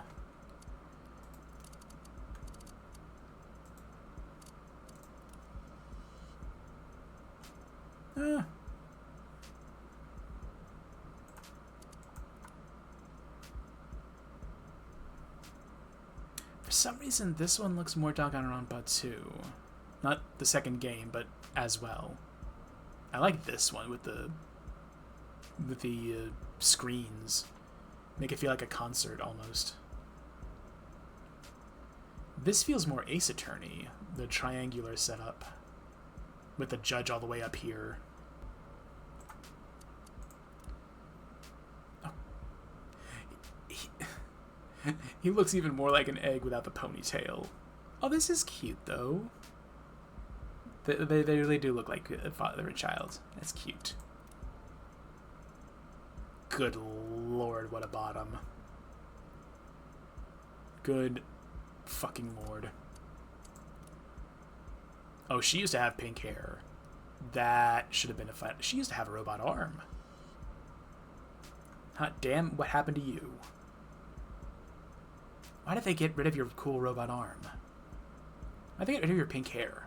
Like, okay, gray is fine, but like gray and pink? Like Silver Fox, but with pink hair? Like, I know everybody's thirsty about you. I can just feel it from your vibe, but like, come on, that could have been even worse. Let's see those bonus scenarios. Okay, Adjutant, Yumi. Oh, the David files. Emma Morgan Midnight. Oh god, we're going to interview the adjutants? Oh no. Oh, this can't go good. This can't go well.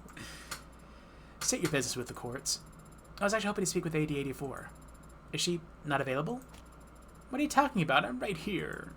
Oh, she's my professional voice because I assumed you were a technician. Oh.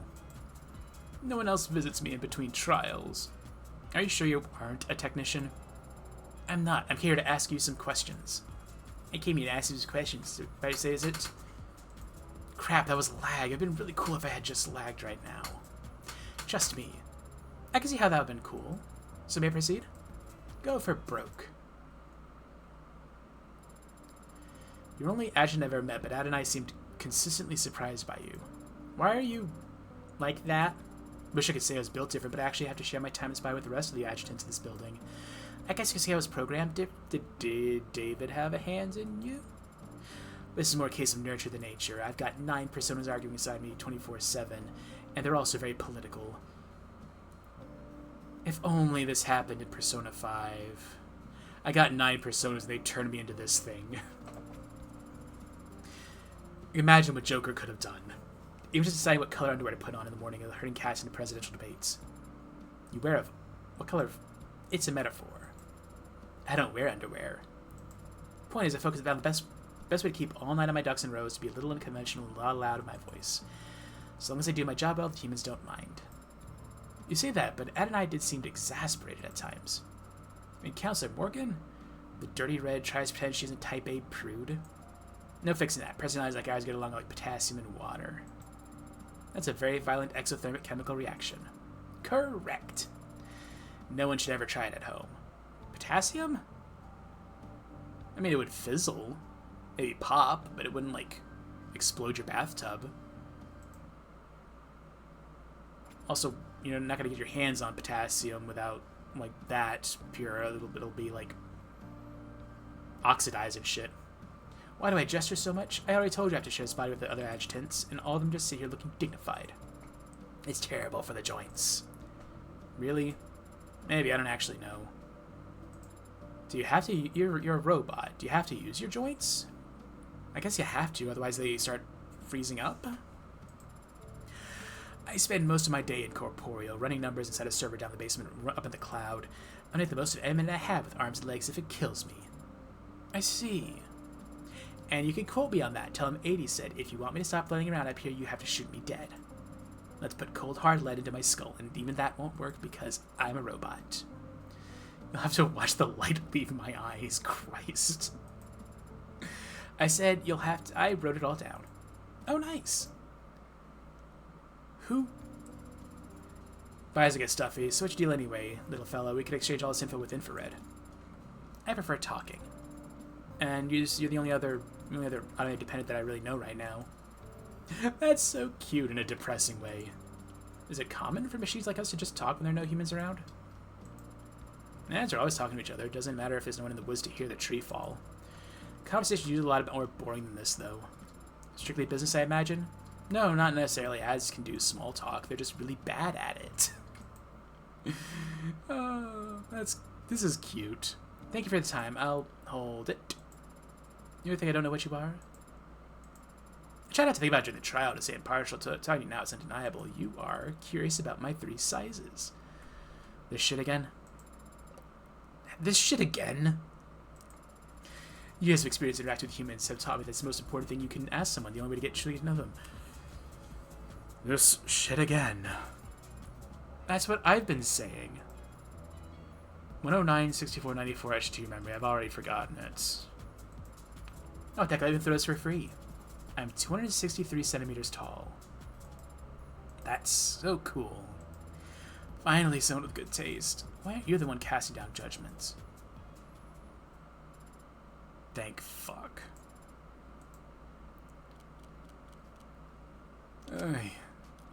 Let's interview Yumi. This isn't Young. Sato. Yumi Sato? Okay. Okay, sorry, what's up, sweetie? I want to interview you. Is this your android homework? Adonai assigned me a variety of tasks, but I made the independent calculation that I wanted to learn more about you. Oh. It's strange for an android? It's different, but there's nothing wrong with being different. What'd you have in mind? Most of my coursework is rooted in biology. Yeah, the medicine and technology are intertwined at this point. Are you ever seen the software and hardware you use when performing your autopsies? Spreadsheets and bone saws? Yeah, but you can learn that on site. You have to actually study mods. All the anatomy textbooks in the world won't help you understand why a healthy 30-year-old is exhibiting mania and constantly vomiting. I could tell you it's because they're 30. Being 30 is just like that. Unless you saw last week's recall on the How Artificial Liver for Lithium leaks. Oh. Oh no. Oh no. Oh god, no. Not gonna make people see, even though they're meant to... Sarah, it's your liver. It's a lithium, like... There's a lithium in there? Hang on. That's a... Is it like a lithium-ion battery? They put an ion battery? Well, it'd have to. Hang on. Oh, God. That could kill a person. That's why medicine can make people sick. And just like medicine, there's a lot of profit to be made with mods. But unlike medicine, mods have been around for thousands of years. Lady, that hasn't stopped people from trying. Feels like we're still playing catch-up. We as in medical professionals? We as in everyone, sweetie. The whole world's population is graying. The numbers on cause of death reflect that. Less cardiovascular, more neurological. What about cancer? Cancer has been on the decline for a while now. Mods helped with that. How so? But making you that much more comfortable with amputation. Well, sure. I guess. Used to be people had no choice but to fight the cancer. It was costly, as salt the earth kind of would have left the body severely weakened. But mods there are today, doctors can just cut off the offending organ, replace it, and move on. No, but not every organ. No, artificial brains are... Nothing I've seen has told me they're on the menu anytime soon. Oh, but that's gonna be a thing because David showed you can make an artificial brain and an artificial spine. If they could connect that to your peripheral nervous system, they would replace you. Ooh, I don't like that thought. Aren't mods that are being implanted to the brain entering the marker as we speak? Yeah, but it's more like they're implanted onto the brain. Small computers that read commands directly from the cortex instead of, say, the keyboard your fingers are typing on. And that actually replace brain, she'd have to... You see, she's having the same problem I have. And it's become pretty common, but the human brain isn't actually that much like a computer. A box of specialized computers where you can swap new parts to increase the memory and processing speed. Everything is connected to everything, and memory as we think of isn't stored in a place, it's stored among connections and their relative strength. I've cut it open and seen it for myself more times than I can count. There are no cutting off points in the nervous system. Anything you take away, every other part's going to notice. So you have to take the whole thing out, which would suck. That was a long tangent. Sorry, I can't imagine lecturing the human nervous system is of any interest to an android. Yes, it isn't. That is to say, what's wrong? I don't want to implicate in you mean anything illegal by telling you about my unique circumstances, but how can I change the subject? When Adna wants to shift the conversation, she'll typically find something arbitrary in the background to ask about. That's not what she does. I'm curious about the many decorations on your desk. Oh, what caught your eye? That magnet over there. Really, you recognize it? It appears to be a flag, but I don't know the country of origin. It's an early 21st century applied flag. They used to change the designs every few years back then, so you kind of collect them like coins. Oh, that's a neat idea. I see, what is Prague proud of? Being trans or trans visibility, more accurately? Visibility, what does that mean? We're living in the middle of the mod revolution. Anyone can look like whoever they want, as long as they have the cash. Compared to swapping out cybernetic arms and selling an artificial spines, hormone therapy and affirmative surgery is nurturing student level. And it's fast, too. The paperwork, the treatments, the recovery time is also much faster than it used to be. Don't know if it makes the decisions any less heavy, but no one has to cross their fingers and wait anymore. After just a few days, they won't even have scars. Okay, but some of them would want to keep the scars. Some of them would want to keep the scars. So all told, that means for the first time in a long time, this generation has fewer visibly trans people than the last one. Everybody is different, so nobody is different. And if I like that one, don't know, I guess it won't mean the same thing anymore. So is that a good thing or a bad thing? I don't know if it's good or bad, sweetie. Just different. And there's nothing wrong with being different, right? She knows. She knows. She knows your AI.